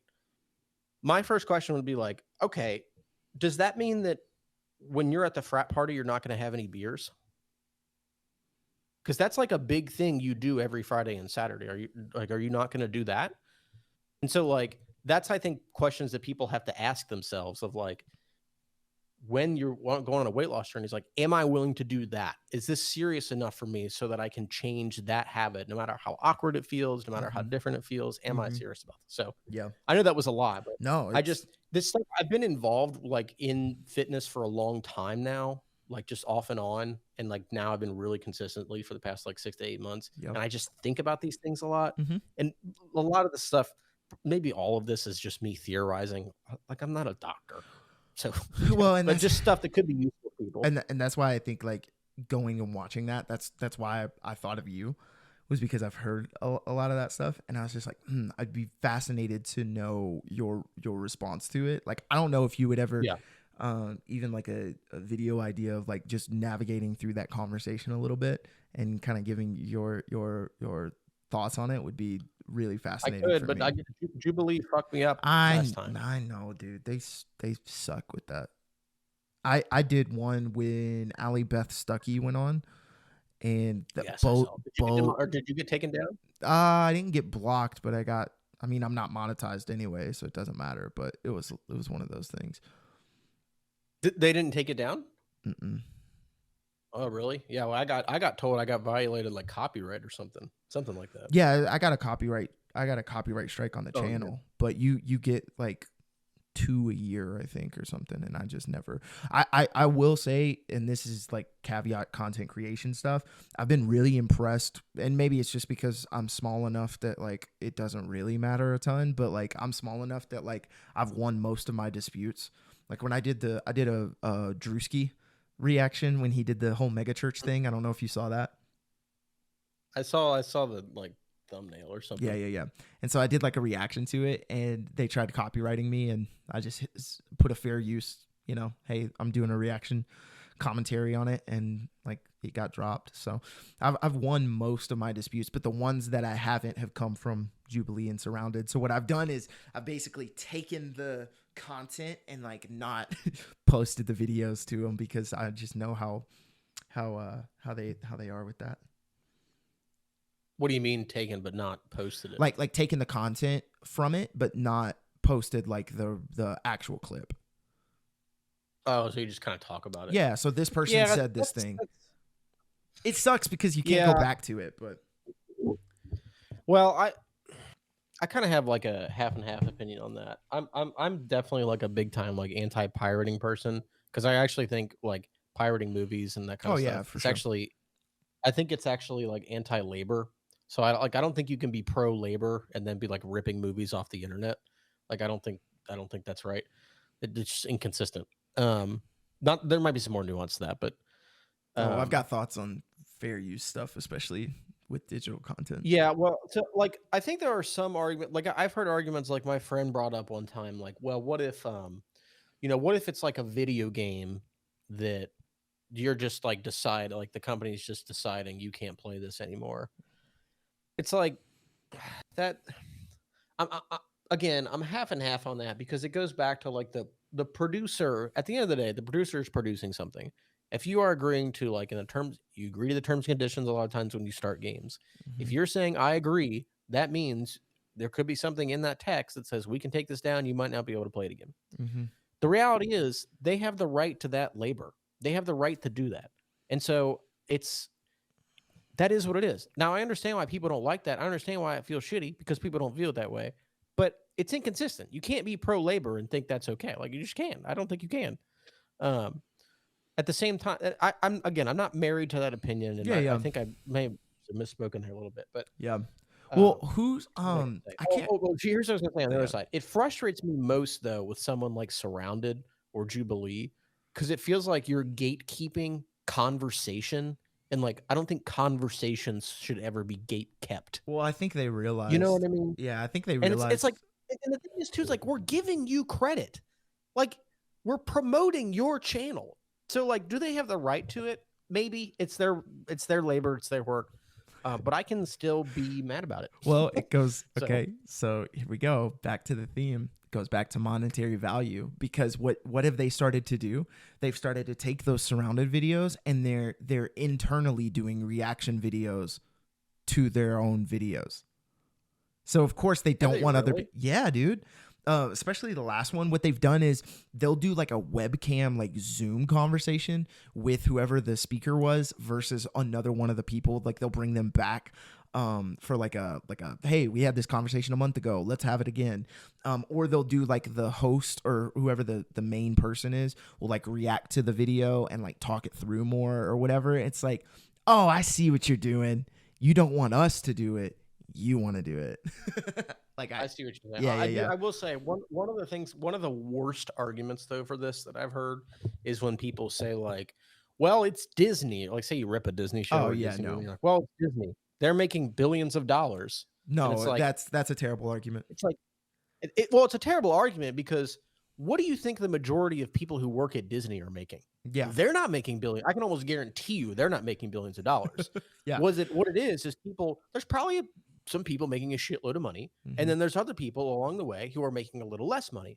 So again, you cannot be pro-labor and be pro-ripping movies from Disney. You just can't. Yeah.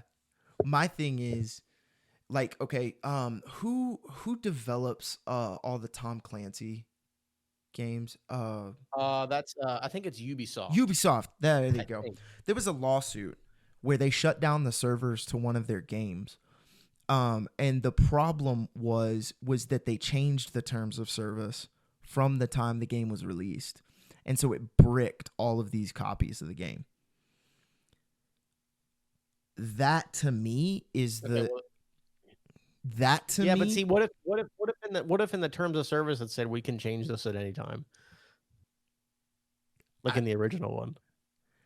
I mean, I guess legally that's fine. I'm just saying, like, I'm not, again, see, this is the problem. Is like, it feels shitty, but like, as the producer, you are giving somebody a thing to enjoy with your labor.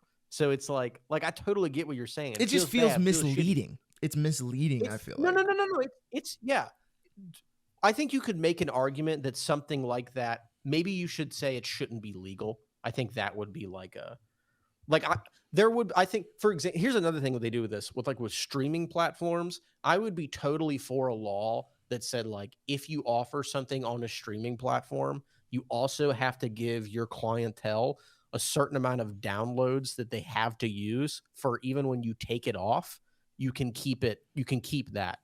Cuz I don't want to like it is kind of annoying that like if I want to watch like South Park, I have to go to Paramount and then I have to go to HBO or whatever, whatever, and back and forth. Mm-hmm. But again, at the same time, like it's their Trey Parker and Matt Stone produced that shit, and I'm just enjoying their labor in some sense. So what about like what if you so there's been a couple of instances of like people who will purchase like I remember when Cyberpunk first came out.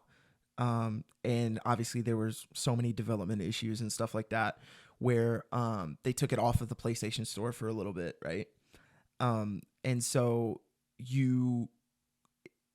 if you purchased it, it was no longer on your console, right? Like, what do you feel about if you were to so like for example, you go on to Prime and you don't have a Prime subscription, but you're going onto Amazon and you're gonna go buy a movie, right? You pay $4.99 or whatever, to buy some old movie, and then you go check your library and it's now removed because they didn't want to pay for the licensing anymore. Like, to be honest, I don't know. I don't know how you handle that because that to me is the problem. Yeah, no, I think subscription. I feel like sorry. Let me put it this way. Here's what I would do. Okay, if I was a legislator, Mm-hmm. I would never create that bill, but if it came across my desk, I would sign it. Yeah, that's my answer. Does that make sense? Have you ever watched Senate hearings when it comes to like internet regulation? I'm not ones that come to the top of my head, but okay. I've probably maybe seen. Do you remember when the investigation into TikTok happened and they had the CEO there to like do all the? I remember them asking the funniest fucking questions when they were like, is so TikTok an app or something? Oh, dude, there was a guy who was grilling him, and he was like, "So TikTok connects to the Wi-Fi?" He's like, "Yeah." He's like, "So you have access to the modem?" He's like, "No." No, I don't. Yeah, I remember him, like the CEO or whatever, being like, yeah, or no. Like he was just like, I'm so confused. Why does TikTok control the Wi-Fi? It's like, listen, even if a bill came, there's no shot that they have enough. Even with, because I know these guys employ like multiple advisors and they have like interns and stuff who help them with that stuff. But even surrounding yourself with those guys, there's no way they even have the ability to understand what needs to be regulated and how. Like, there's no way. They don't even understand how Wi-Fi works, bro. But I know, I get it. I was just I was trying to give you like that's my best way to answer that question. Yeah, like there's some things where like you feel half and half on essentially. Yeah. My thing, it's like I get it from both perspectives. I understand like servers shutting down. I understand, especially like I like sports games. I'll just be honest. I know I'm a problem. But like like I get that the servers shut down every 2 years for games. I'm not like anticipating that like you keep servers for stuff up open all the time. But I think when you're intentionally like removing things that that people have purchased, right? I think that to me is like the larger issue. There should always at least be some sort of offline. There should be some sort of offline experience, whether it's a movie, whether it's a video game, whether it's a TV show. Because like just to say, oh, I don't have a problem with like Netflix taking things off of Netflix. Like, it's a subscription service for a reason.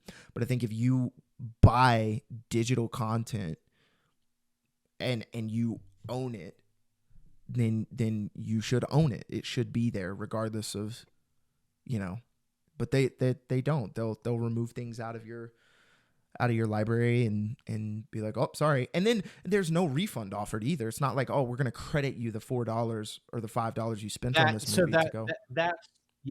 So that would be something. I feel like a good like middle ground for this would be if they said like, we're taking this off. If you pay $2 extra, you can download it forever. Just something, because like something to where like they're saying like, look, this is our company. We want to have control over what's there and what's not, but also, we're not going to be an asshole. I feel like part of this though, honestly, what's interesting about this is that I feel like part of this is just stuff we got used to. You know what I mean? Like when we grew up, our video games were all on discs, and it's like you had it forever. Mm-hmm. And I wonder if like as things get older, and because I think discs are going to fade eventually, and they probably I would guess there's some environmentally friendly people who are like they probably should, because it's just a fuckload of plastic and you can just download it.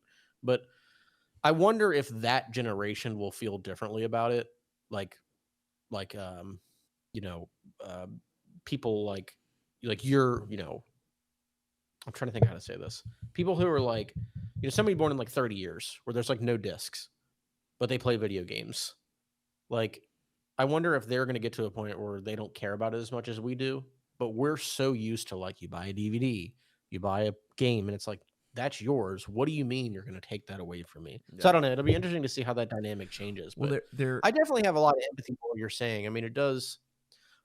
I think there is an interesting question of like, yes, it is your labor, but is there a line of what you have the right to do with your labor, right? Like, I can't tell somebody, I can't see, like an extreme example is like, well, I produced this nuclear bomb, which means I can do what I want with it. It's like, well, no, like, I know you did labor there, but you can't always just use your labor however you want. So I get what you're saying. It's an extreme, but I get what you're saying. No, it's true. Yeah, it's super interesting, and it's something that really does infuriate me a lot, because I'm like, man, like I'm a big person on like ownership and stuff. Like, I don't want, if I buy something I don't want to, like, even if you shut down the servers to a game, I should at least be able to go on offline and play it. But some games are completely bricked to where there's nothing, there's no access. And that to me is again, it's like there should be some sort of option, even if it's bare minimum and bare bones. There should be an option, But we're moving away from that for sure. You're starting to see more and more. Well, if I ever run for office, I'll keep that in the back of my mind. There you go. As a bill. I'll start lobbying. Might not be priority number one, but I'll start lobbying. That'd be crazy. Yeah. That'd be crazy. I do feel like, I wonder if that's one you could like sneak under, because nobody would be talking about it. And she's like, overnight, an executive order was signed. You know what I mean? It's crazy. Yep. What else? Where else you want to go? I don't know, man.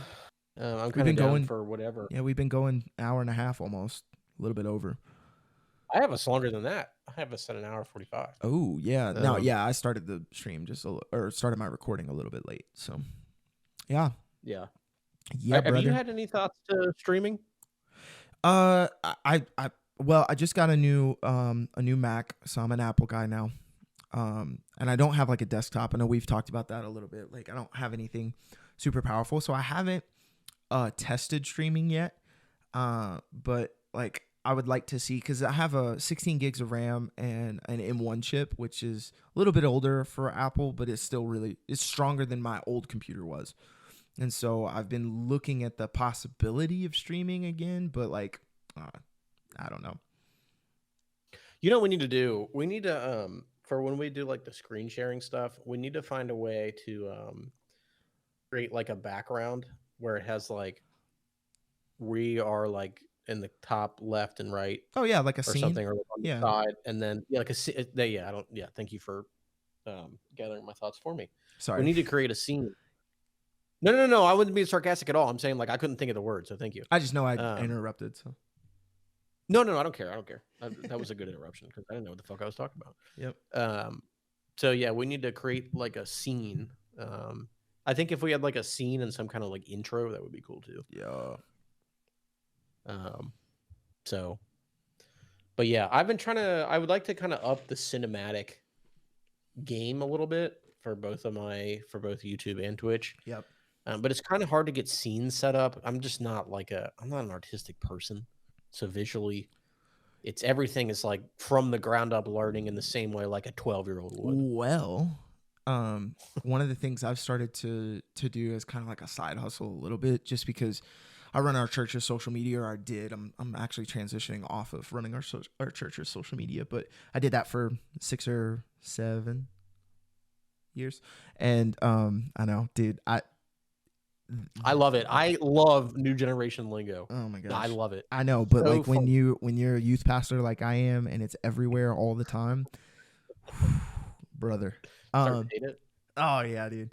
But and what's so infuriating is you say it more because it's in your subconscious now. So like if I am giving an approximation of time, it is always going to be 6 or 7, and I hate it. Yeah. And then you just feel your hands. Well, the stage of life I'm in too. Like I came to this church when I was in 2019 upon graduation. So I am entering my 7th year in May. So I am literally in the 6-7 window, dude. It sucks. Oh, now it's a window. I hate it. I hate it. That should be a meme, dude. Of like, it's like literally a window, and it's 6 and 7 on the side, and our faces are just. But window. What, all that to say, when I was doing social media, we actually went through a church rebrand, and I kind of oversaw it. I worked with a team that did it, but I learned a lot from them, and so I've actually done 2 rebrands, and I'm working on my 3rd. So if you're interested, I would be able to like get you set up with like color palettes and logos and all that stuff. But just let me know. Yeah, I appreciate that offer. It's honestly probably something I need to. What a pass. well, it's something I need to figure out on my own anyway. For sure. You know, because yeah, I get you. It's something. Well, and even if it's giving you, because I do work in Canva, but like even if it's giving you the assets and getting you 20% started, I would love to be able to help wherever, just to help my own portfolio next time I go to people. But anyway. Yeah, no, I appreciate the offer.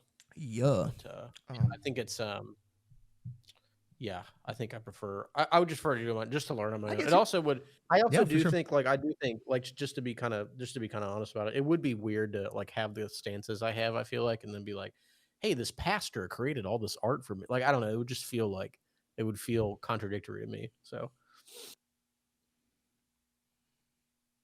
Contract work? I mean, I know obviously we started the conversation with business owning and stuff, but I feel like contract work is different too.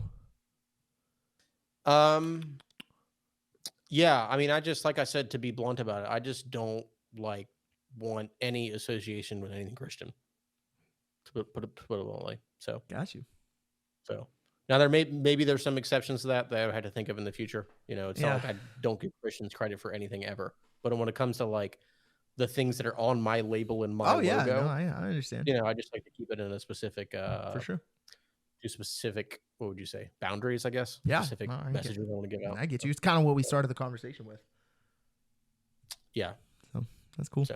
So I take it you will not be in church this Sunday for Easter Sunday.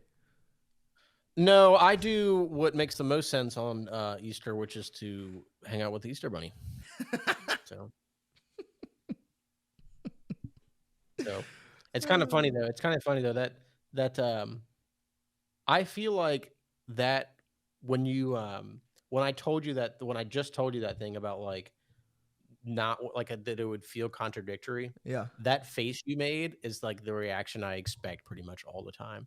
Where I feel like people don't understand like the level of association I'm trying to have with things sometimes. Yeah. You know what I mean? So, but I don't know. I guess, is it different for you? Like if you had someone who was like very against your faith, would you be okay with being like, hey, they made this for you? So I'll use an example from kind of my experience. You know, I still do music even though I haven't released anything since like 2018. I have some music that Yeah. is kind of sitting in the vault and needs to be mixed and mastered and put out all that stuff. But I haven't done anything since 2018. But when I was like really involved in it, most of my concerts actually weren't at churches. I mean, I did stuff at churches, and I did stuff at Christian events, but a lot of my stuff, because Christian rap is like very niche. It's a genre of a genre. Yeah. And so what I found worked for me was attaching myself to shows that were just other rap artists. And so like I would be a part of concerts where I would perform at bars or clubs or all these other things.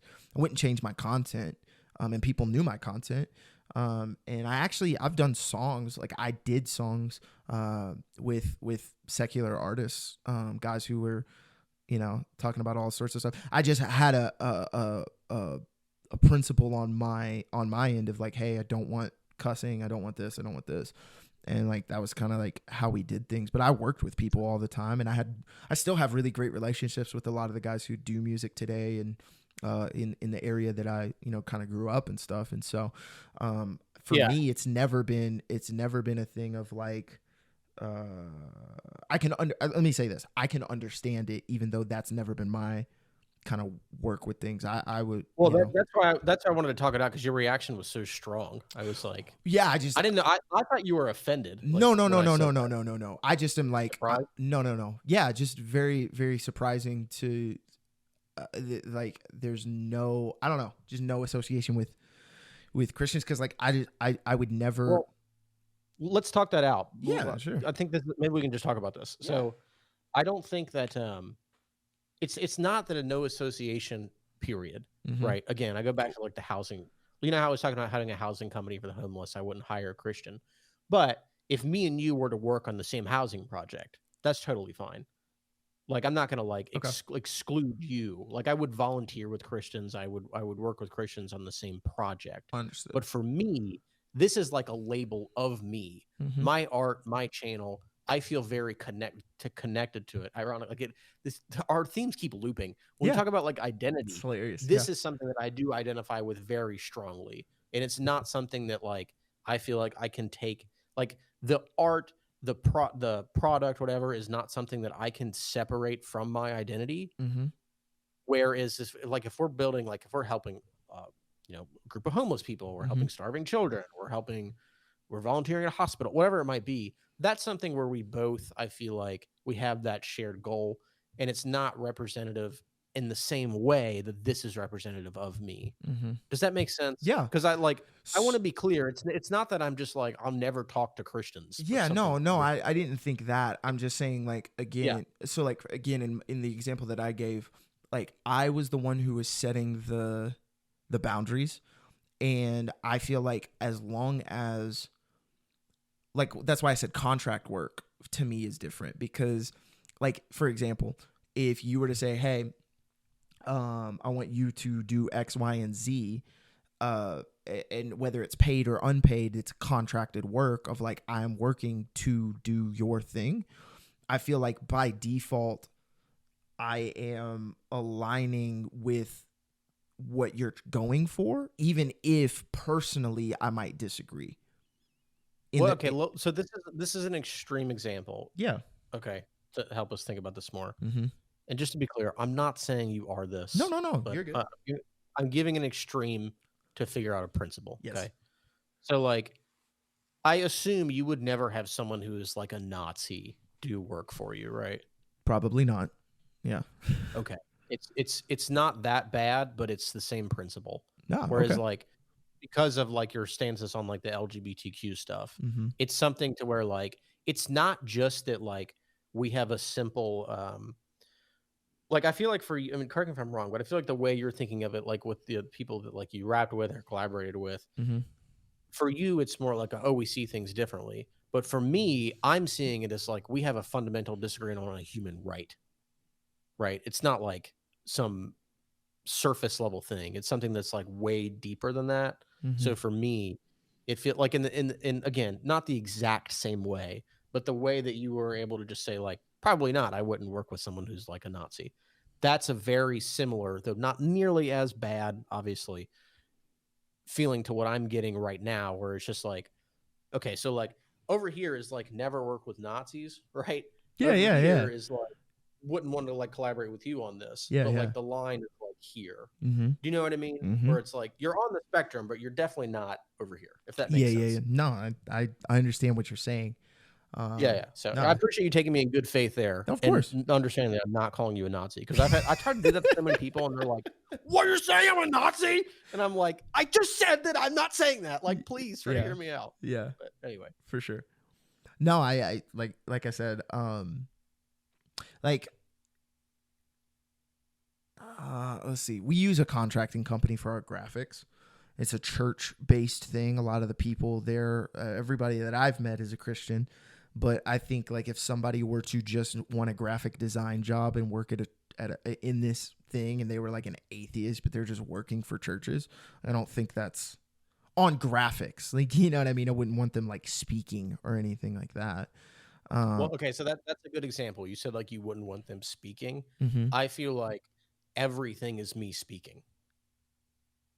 Like every piece of Yeah, art, and that everything yeah, no, put and out. You know what I that's mean? yeah, So, that's where I'm understanding and like going, yeah, oh, yeah. okay, like I get that. Um, yeah, like we've even talked about like eventually having something in person. You know, that would be like either I in a would love church that. or Yeah, at a conference or something like that. So like yeah. by the nature of that, like there's the collaboration piece there too. But yeah, no, I think that's interesting. It's a way that I hadn't thought of it like that. So yeah. Yeah, it's something to be frank about it. It's something that I to be not actually I don't think frank is the right word. To be vulnerable about this because Mm-hmm. I'm pretty self-conscious about this. Yeah. I recognize that I think of that differently than most people do. Mm-hmm. And so it actually makes me like a little bit nervous to bring it up sometimes. Mm-hmm. Um so I always like when people have that again back to the identity thing. When people have like the reactions like you had, there's a piece of me that gets like defensive internally and I'm just like, let me have my opinion. But at the same time, Yeah. I also know that like I have to balance that with like people have a right to express their when they're surprised. You know Yeah. what I No. mean? I. So, Yeah. but it is something, and I don't think I think it's very clear you didn't mean it in an offensive way. It Yeah. was No. just like surprising. Yeah. But yeah, it is something that it's like I as I'm getting older, I have to just realize like, look, this is what I think, and I have to be vulnerable and just state it. Mm-hmm. You know, I can Yeah. still grow from it. There Yeah. might be For sure. moments where I feel nervous, feel a little bit Yep. socially, you know, like everybody's kind of looking at me, whatever. I might even be blushing right now. And that's just something I have to push through if I want to be like true to my identity. Yeah. And then of course that doesn't mean I can't update it or change my mind. For sure. So I just wanted to kind of let you know that is just like it makes me anxious talking about it sometimes because I realize it's one of those things where as soon as you say it, everybody looks at you, and it's like, so. Well, But I yeah, think it speaks to the level of commitment that you have to, you know, what you're doing, and kind of where you're at. So like that's I think for me, I just recognize that there are people who might have differences of opinions that I can appreciate uh, the the quality of work. I'm not saying that you're not appreciative of that. I'm saying like I can appreciate it to a level of saying, hey, I'm good partnering in this. I think I'm more compartmentalized, I think is what it is. And I think I know. you're more Yeah, holistic. I think there's like. Sorry, I didn't mean to cut you off. I was just saying. I think there's like a part of it where you're saying, correct me if I'm wrong, Mm-hmm. but what you're basically saying is you can disagree on something, one feature of a person, Mm-hmm. but also recognize they have a different feature that is good. Yeah. Right? Am I kind of basically getting at that? Yeah. I so I would agree with that. I just think there's certain situations like with how I present my label where it's like I understand you have like you have some good qualities about you. For sure. Like Mm-hmm. I think we think similarly in a lot of ways as far as like our goals and what that. Yep. But in some situations like how I present myself, there's some things that are going to be so negative in my mind that it's going to wash out all the good things, at Mhm. least in this context. Yeah. Does Yeah. that make sense? No, I get that. So, but I get that. no, I appreciate you talking that out because that like it's just kind of is what it is. Mhm. So, Yeah. and it's Totally. not yeah. Totally. Well, So is there anything? I mean, is there anything else? We're going to go on 2 hours, I know. but if you want to talk, go ahead. Yeah. Probably got like 15 or 20 minutes, but I think just continuing this thing. Where do you see the value of Christianity or of Christians in general? Because I think that's kind of the next progression of the conversation we just had. That's a good question, and it's funny that you say that because I was just listening to that interview from the New York Times with Bart Ehrman, Mm-hmm. and I'm he about actually halfway wrote a through. book. Yeah, it seems like the thesis of his books is basically that, or what he was saying. And I only watched it once, so I could have this wrong, but he basically gave a lot of credit to Jesus's teachings or Mm-hmm. something in the New Testament, from what I understand, and how that was like the whole idea of like loving your neighbor despite not knowing them is a thing that can be credited to Jesus or something like that. Mm-hmm. Certainly, if I were to do the same kind of analysis that Bart did and came to the same conclusion, I would have no problem admitting that. I do think that one thing that I think the Christians do a great job of is you guys are on a very unified front. That comes with a lot of cons, in my opinion, because again, the whole Jenga tower thing of a lot of times, like if there's one seed of doubt, the whole tower falls. I think that's bad. And I think it gets especially bad when multiple people think that way because it reinforces it constantly. On the other side, though, the good part of the community is you guys have, like I said, unified fronts. You guys can come to a principle, you can come to like a thing you think, and you can execute it really well if you're unified. You could go to your church tomorrow and say, look, based on the teachings of Jesus, we're going to help the poor. And everybody's like, true, let's go build houses. And it's like, it's very ingrained in that way, I think. Other than that, I mean, it's hard. I think I don't really, honestly, even the cons, like the anti-LGBTQ stuff, I don't look at that as like that is. I'm trying to think how to say this. I would be against it if it was from any other religion too. And so for that same reason, all the good stuff that Christians do, I support it for the sake of the good stuff, helping the poor, Mm-hmm. community, the I think you guys have it right to have a higher moral standards. I think that's an important thing. Obviously, we don't agree on what those always are, but I Yeah. think the idea that you should have like a very like ethics is something that you should be serious about, and it's something that you should talk about. The meaning of life, all those things are very important. But and feel free to, if you need to ask some clarifying questions, that's true too, because I don't know if I'm explaining this well enough. Yeah. But Yeah. I've got I feel like yeah. So I'll just finish up real quick. Yep. I feel like it's tough for me to answer questions. I think this is what I'm trying to say. It's tough for me to answer questions of like, well, what do you think of like Christians or Christianity?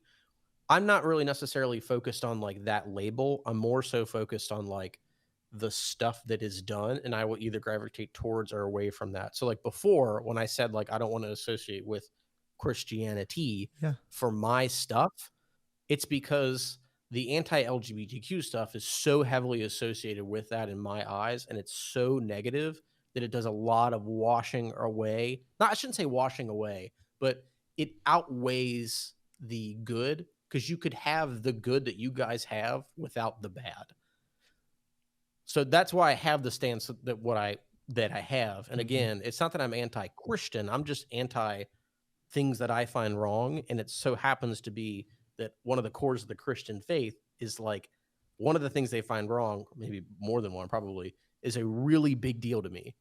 Mm-hmm. So again, the cons just outweigh the pros, if that makes sense. I'm Gotcha. not explaining myself as well as I could, but No. that's the best I could do. Well, I mean, I think like, so do you feel like Christianity is a net positive on society or a net negative?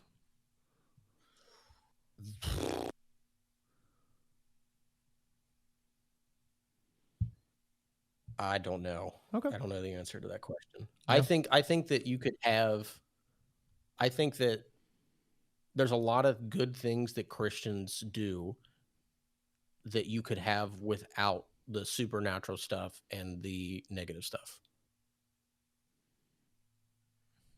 Okay. So Yeah. that's kind of the best answer I can give. Got it. So the because I kind of hear both, Mhm. because you're saying like, hey, these stances are absolutely detrimental to your ability to like collaborate, right? But then Well, it you're depends on what you mean by collaborate. Again, well, no, a no, no, really no, no. important a really Yes, important yes, part of yes, this yes, is yes, collaborate on who I'm yes, representing me to be, yes, right? yes. Sorry, So just sorry. I clear didn't that I up. didn't take that 'Cause to its I would build houses with you and all that stuff. So yes, yes. Well, I mean, like we have the conversation now, so that to say that there's no exactly, collaboration is exactly. yeah. Yeah, that would be stupid. Uh, sorry, that I thought since you had already done that I just didn't take it to its logical end. You're fine. So, but I do think you recognize the positive impact of Christians in society as well. I think what I'm asking is, are some of the things that Christians in particular do they outweigh some of the problematic positions that you say that we have? Can you give me an example? Specifically, can you give me an example of something you guys do that the secular community doesn't do?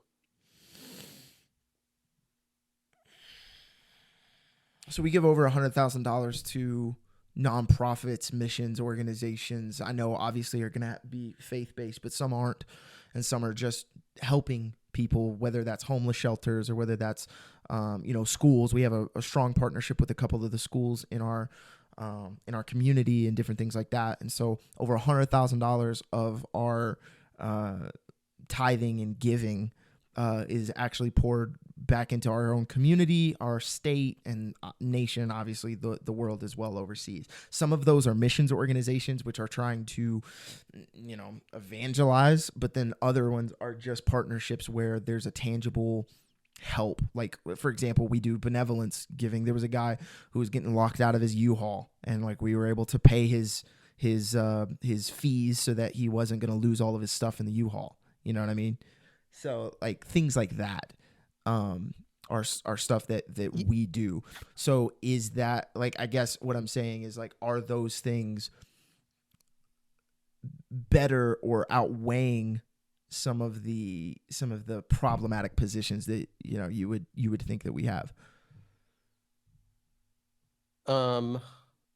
So again, I feel like I'm glad we're ending this soon Yeah. because I feel like I'm at like my capacity for listening. So I might have missed a few things you said, but Yep. basically what I got is you guys donate to a lot of like different charities, religious and non-religious, that help with things Yep. that are like objectively making the world better, Yes. helping people with food, unlike the guys U-Haul, etc.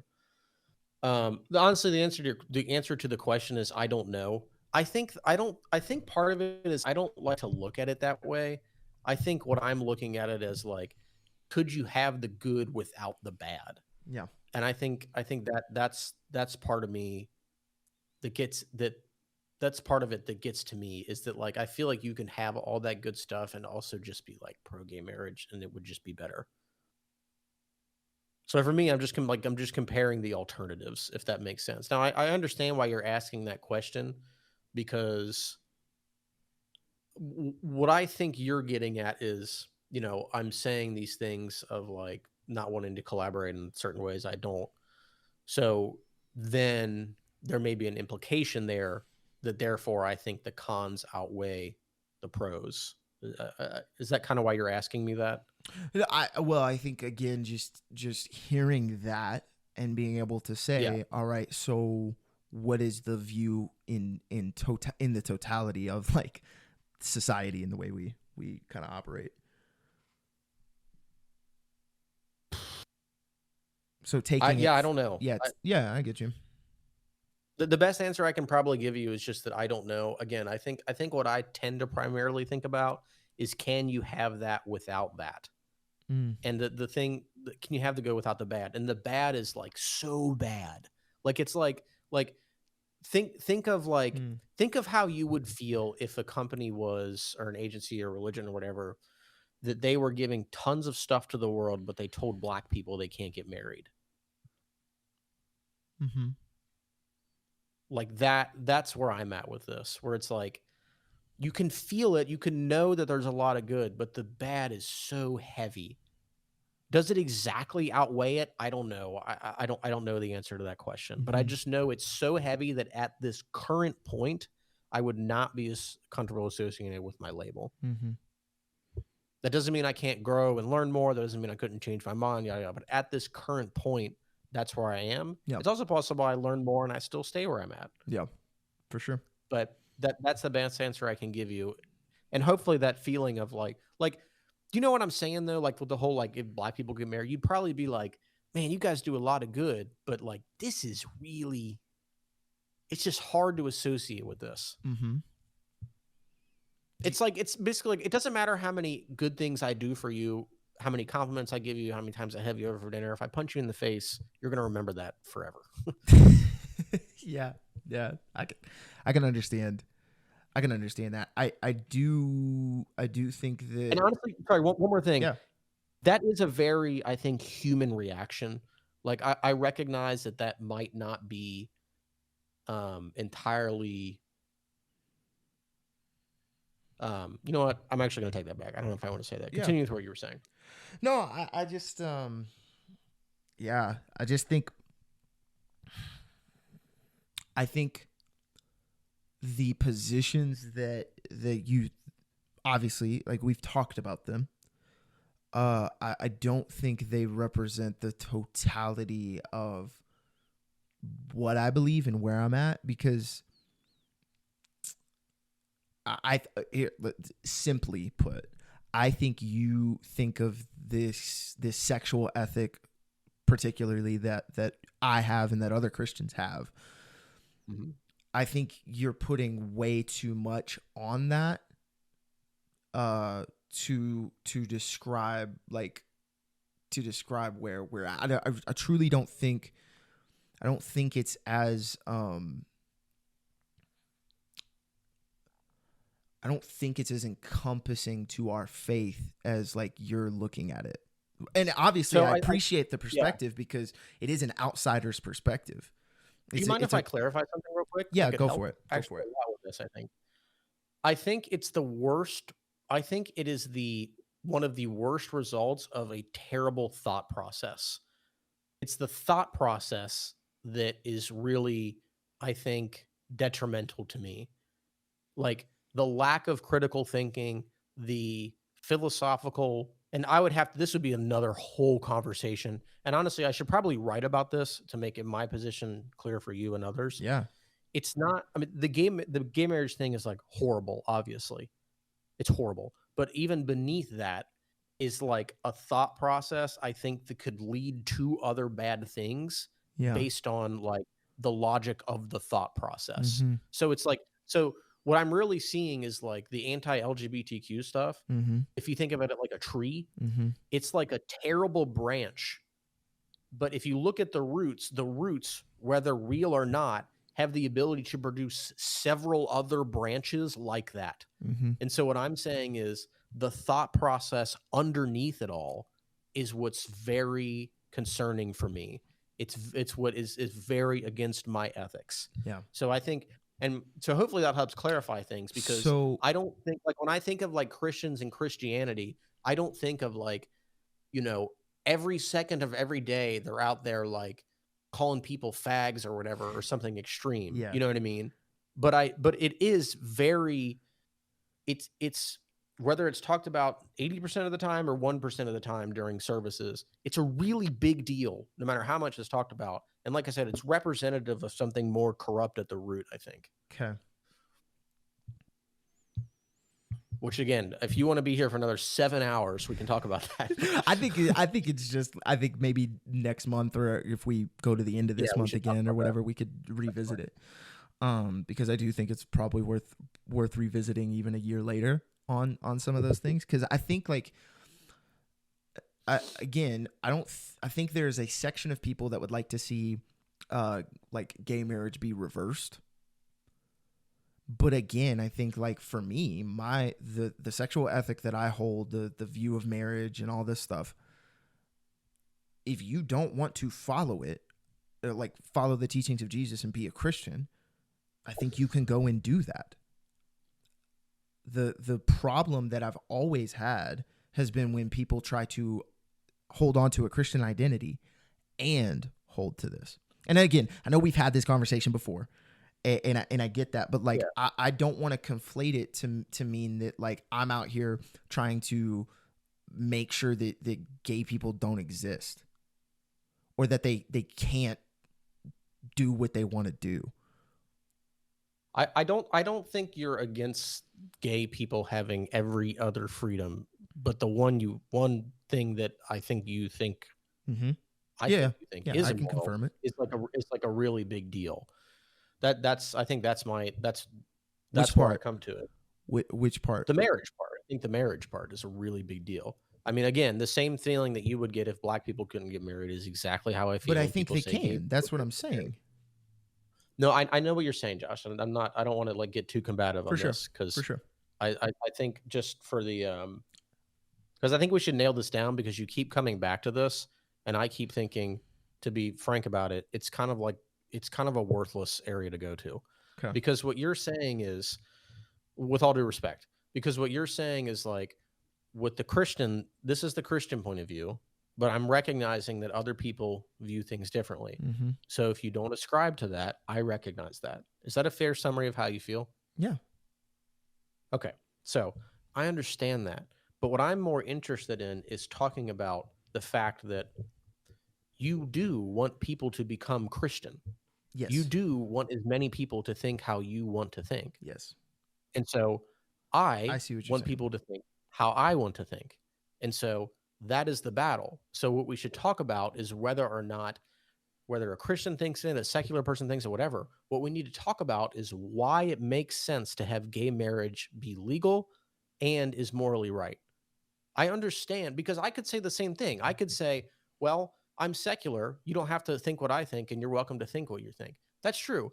Everybody has their freedoms to think what they think, but we should be able to have a separate conversation about which one of those differing opinion is more logical, which one is more ethical, which one is more consistent, et cetera, et cetera. Mm-hmm. I mean, that's what people do, like when they vote for, like, I mean, that's how our government works, right? It's like the Democrats have the right to bring their portion of the bill. The Republicans have the right to bring their portion of the bill. But where the real meat of the conversation is, let's talk about why we think one or the other is better for everyone. Mm-hmm. Christians, non-Christians, whoever. Mm-hmm. And in some cases, even animals, if you want to be a vegan. yeah. But for sure. you know what I mean, though, right? Yeah. Oh, dude, my mic was muted that whole time. That's so tragic. Well, we have had that conversation, and I do have the recording, so I can always. Okay, good. I'll put that in. Damn, Yeah, for Shane sure. didn't see that though. No, you're good. You know what I mean, though? Mm-hmm. Yeah, I do. I just don't want it to be conflated that I'm trying to force other people, because there's a section of people who are Christians that would like to see it legislated out and like to see people go back into like being back to it being taboo and all that stuff. Yeah. So, I mean, I think that, yeah, I don't think you think that, but I think the result would be the same. Okay. I think you want the same result as someone who wants to force it. You just want to get there in a more gentle way. You want to get there by bringing people to that in a way that is like they feel persuaded, they're not forced, they understand it. Yeah. Whereas someone who's more hardcore on that wants to say, you're going to do this, I don't give a shit, and my way of influencing is after hundreds of years, it's all going to be eradicated. Yeah. But at the end of the day, in both instances, you're both trying to bring people to what you think. And by the way, just a real quick, but people have the ability to make the decision. Yes. Yep. Josh, I One, very much but understand. one Okay, again. I don't think I just let me be clear about this. Yes. I do not think you want to force your opinion on other people Hmm. and take away their legal freedoms. I Yes. don't think what you're trying to do is say you're anti-gay marriage, therefore you're going to jail or something. Yes. Or you're pro-gay marriage, therefore you're going to jail. Yes. I don't think you want that. But what I'm saying is the result that you want by getting there more gently is the same result that the extremist wants. You guys both want it to be so that there are no LGBTQ marriages or no LGBTQ thoughts or anything. And so what I'm saying is I would like to talk about that because that is what I disagree with. I You don't. don't think like No, that really I don't. surprises me if you don't think that like I you really want think people to I want people to make a decision to follow Jesus, yeah, okay. Which would result in what? which would it I'm not would trying to no trap no you, no no no Josh. no no I'm no being no honest. no no. I you know the logical conclusion. We've had the conversation about it. Yeah. But I think there's a difference in, again, I don't think that I think it's a misrepresentation of the position to say that we are after the same logical end. Because what I want, Why? What's the difference? Yeah, what's the difference? because I want people to be able to make the decision or to decline to make the decision. They have the ability to make the decision. Where Yes, people who are more on the fringe would like to see that decision forced upon the society, so that then people are coerced through punishment, through chastisement, through all of these things to make a decision. Josh, I 100% understand what you're saying. Okay, let me put it But in a simpler way. hold on. Okay, hang on. Can Okay. Yes. you can go. You can go. I'll let I you just clarify. the only no. The only thing I want to say is that in how you explained it, I was just making a clarification that that's not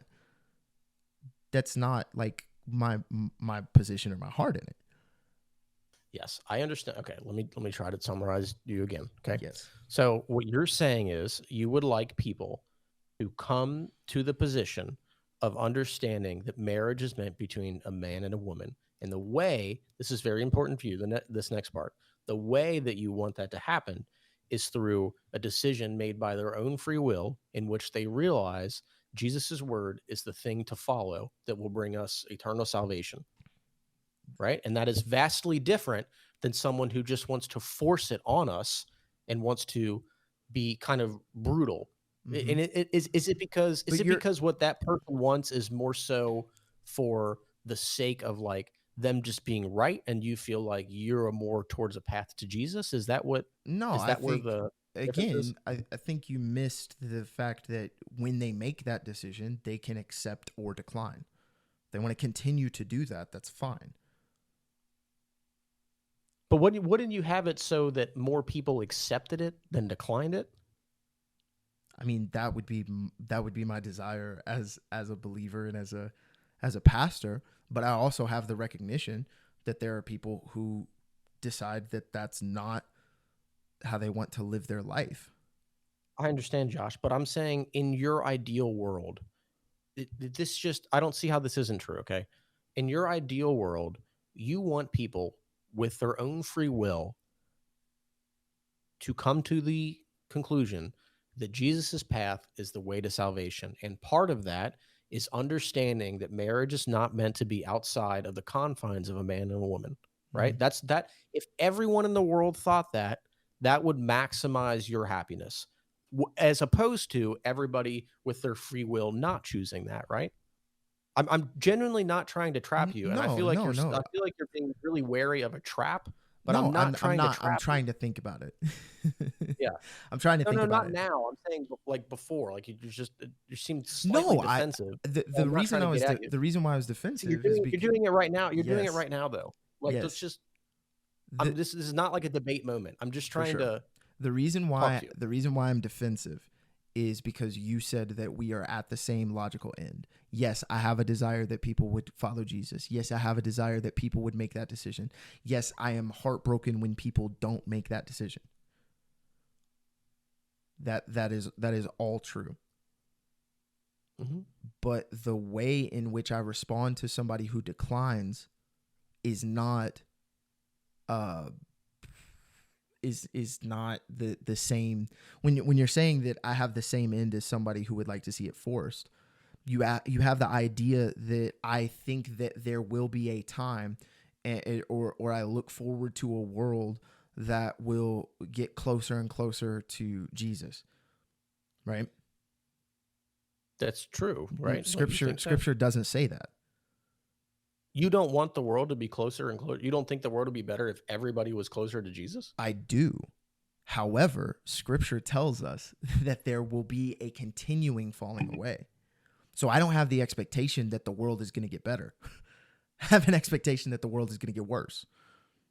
But what I'm saying is, but I understand. Okay. But see, now we're talking about different things. You're talking about expectation. I'm talking about a desire.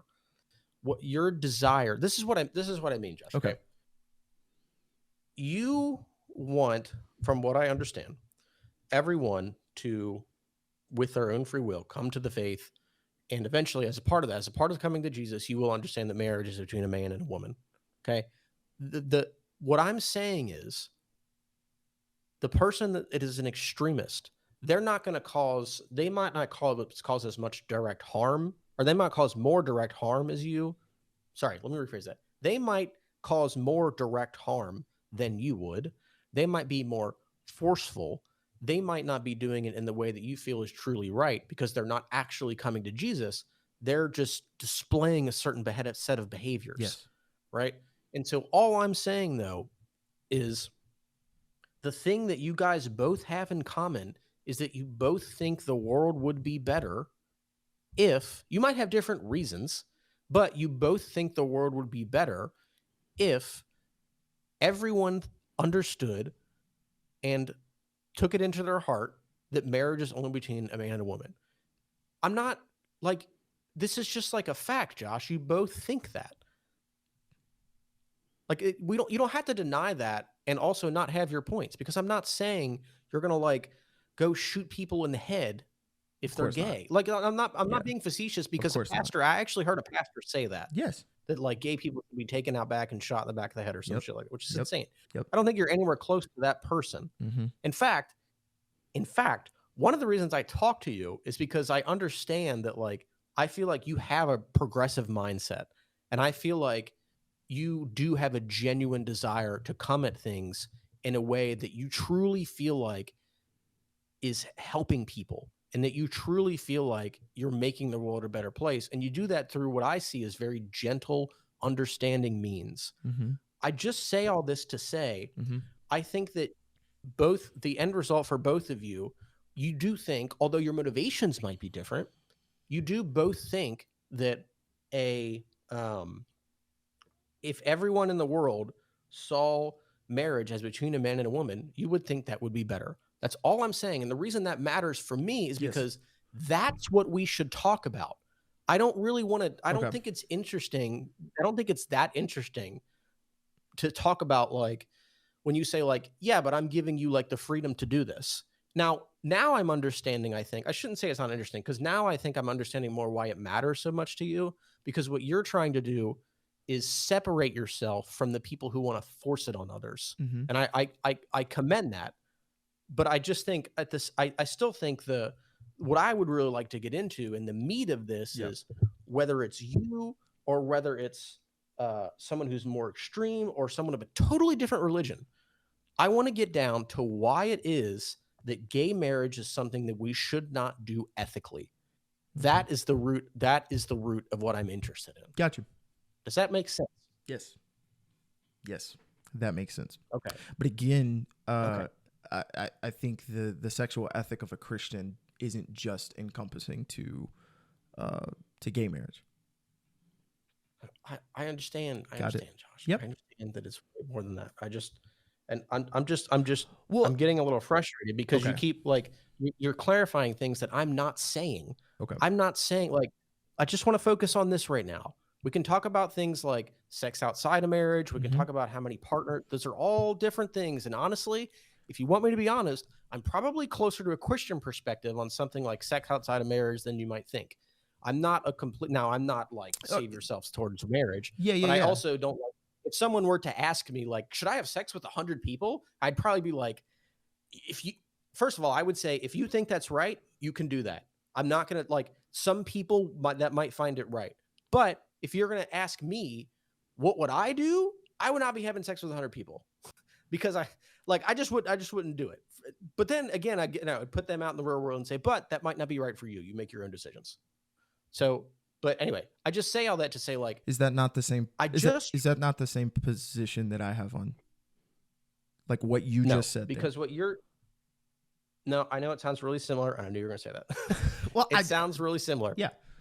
No, I know it sounds really similar. Just let me clarify it. I'm not. Okay, let me clarify it. Just asking. What I'm saying is, what I'm saying is, when I say you can go out in the world and that can work, here's the difference. When I say you can go out in the world and choose what you want to choose, I think genuinely that someone can find happiness and live like a maximal well-being life and do that. When you say you have the freedom to do that, I get you. think they have the freedom, but you don't think they're going to come to a good conclusion. Yeah. So that's the Got you. difference between those things. Got you. So, but That makes sense. I want to just like focus on this so we can work this out. So do you understand what I'm saying? And I would like, if you could, in just like a sentence or two, can you summarize what I'm saying? Because I feel like you talked a while and I gave you a summary and I really tried to understand. But when I'm talking, you're just giving me like a half set or like something very short. And then you're just saying like, yeah, but I want to come to like, I just want to make sure you understand what I'm saying. So just give me like a 2-sentence summary or something. So you think that the conclusion of what an optimized kind of world would look like is the same, and it's it's harmful in the same way that whether it's being forced upon or whether it's that it's still there's a conversation around whether or not it's a net benefit or a benefit to society or not, that somebody can live an optimized life with that lifestyle. Correct? Close. I'm saying that someone can be polygamous, for example, Yes, and live a life that is fulfilling. But yes. if they, at the same time though, if they asked me which one is more likely based on knowing nothing about them, I would say monogamy. But what really matters is getting to know them, because they might have a different. So that's my first thing. Again, it's individualized. Real quick before we move on, it's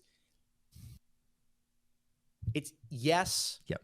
But I would say yes. I think we can say yes and understand and have conversations about things that typically work and typically don't work, if that makes sense. I agree, because I think you do make room for like what the trends are, but at the end of the day, it comes back to individual choices, and you can live an optimized, fulfilling life in different things. What works for somebody else might not work for somebody else. Yeah, it's like that. It's honestly a lot like that for fitness, where it's like if somebody said like, should I get in shape and live my best life? I'd be yeah. But it's like, is there some random guy out there who wants to be, a little overweight, not give a shit about his health? He dies at 65 and he's like, yeah, I did that. Maybe that can happen 2% of the time. For sure. You know what I mean? Mm-hmm.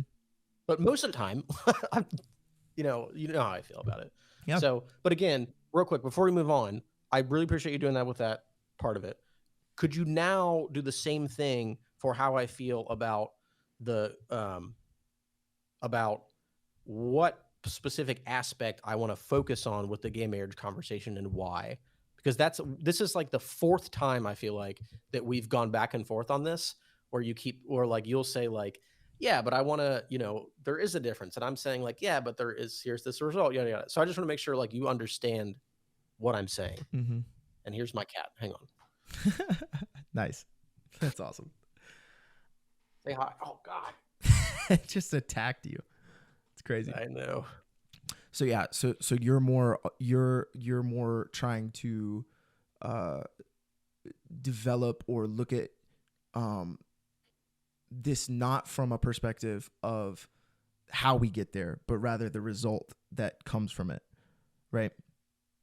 Yes, and I'm trying to say, and what I'm recognizing for you is that how you get there matters, and I understand why that's important. And I understand that that is the thing you've been trying to work out and to get me to understand. All I'm saying is, okay, gotcha. I understand what you mean. But now let's talk about the meat of this, which is why we think gay marriage is right or wrong. Yes. Does that make sense? Yes. Okay, I think we're on the same page now. Yeah. That was probably the most productive 5 minutes of talking we've ever done. I just wanted to say that. I felt like I was in like a joint therapy session. That went really well. Yeah, dude. No, absolutely. I mean, like, and like I said, it is part of coming with the different perspectives that we have to be able to get on the same page. Yeah, no, for so sure. that we're not having two different debates. I think there's a room for that like heated debate kind of aspect of it, but I think there's a room for this too, where we can stop and be like, what do you think? Like, do you know what I think? Do I really know what you think? Yeah. Because I think it's really good for helping us understand each other, but also I think that leads to a lot of intellectual growth too, because when you're able to like summarize and internalize what I feel and vice versa, it leads to, I think, like an intellectual blossoming of like, wait, now that I get this, maybe I need to change my mind or have new arguments or whatever it is. So for sure. So yeah, no, and even like going to like a more formal approach could also help with the conversation too. I don't know if you've ever seen like formal debates where it's like you can do it in different ways, where it's like 15 minutes to make an opening statement, 15 minutes to make an opening statement, and then you do I watched all kinds of debates. You do like a rebuttal and then a rebuttal, and then there's the conversation and there's the cross examination. Like I think that we could use a moderator. Yeah, I think that's the format that I think might work even better. And as you even alluded to that, like writing to it. So yep. Oh, that's good. Yeah, sorry to be interrupted there at the end. There, I was No, you're good. Whoa, I'm getting a phone call. All right. Hold on. Hold. Okay. Well, yeah, I got to head out. It's Good Friday right now, and so gotta get all of that stuff going for tonight. This weekend is the Super Bowl for all of our Christian Catholic friends. Are the Seahawks playing? That's too soon. That's rough. You know what, dude? I didn't even realize that. I forgot who they played, genuinely. But now I've accidentally roasted you, which is like, that's like a talent or something, I think. Yep. It's fine. We'll be back. I'm not worried about it. Yes. Really big rebuild there, huh? Yeah, what a 3-year yeah. We had Cam Newton as a quarterback. That was rough. He's a person that exists. Well, I really I really do Okay. appreciate conversations, and I do appreciate that we can be able to work through some of those things and be able to get on the same page and do that. I really respect your opinions, your voice, and where you come from as far as how you get to those spots. And I know where your motivation to make sure that people are finding meaning and purpose and finding the maximum fulfillment that they can live, the best life that they can live. I think that's where we can come into agreement. Obviously, how we get there is different, but I really do. I really do respect that. Again, sorry to interrupt, but I really do appreciate that a lot. And that's why I really think we should do like a whole Clavicular episode where we watch some of his stuff, because I think one thing we'll both have in common, possibly, is like recognizing that he could be a potential role model for young people. Mm-hmm. And I have a feeling both of us are going to have a lot to say about that. Yeah. Potentially good and bad. I mean, because I'm not, even the people that, even sometimes the people that you critique have some good things about them. So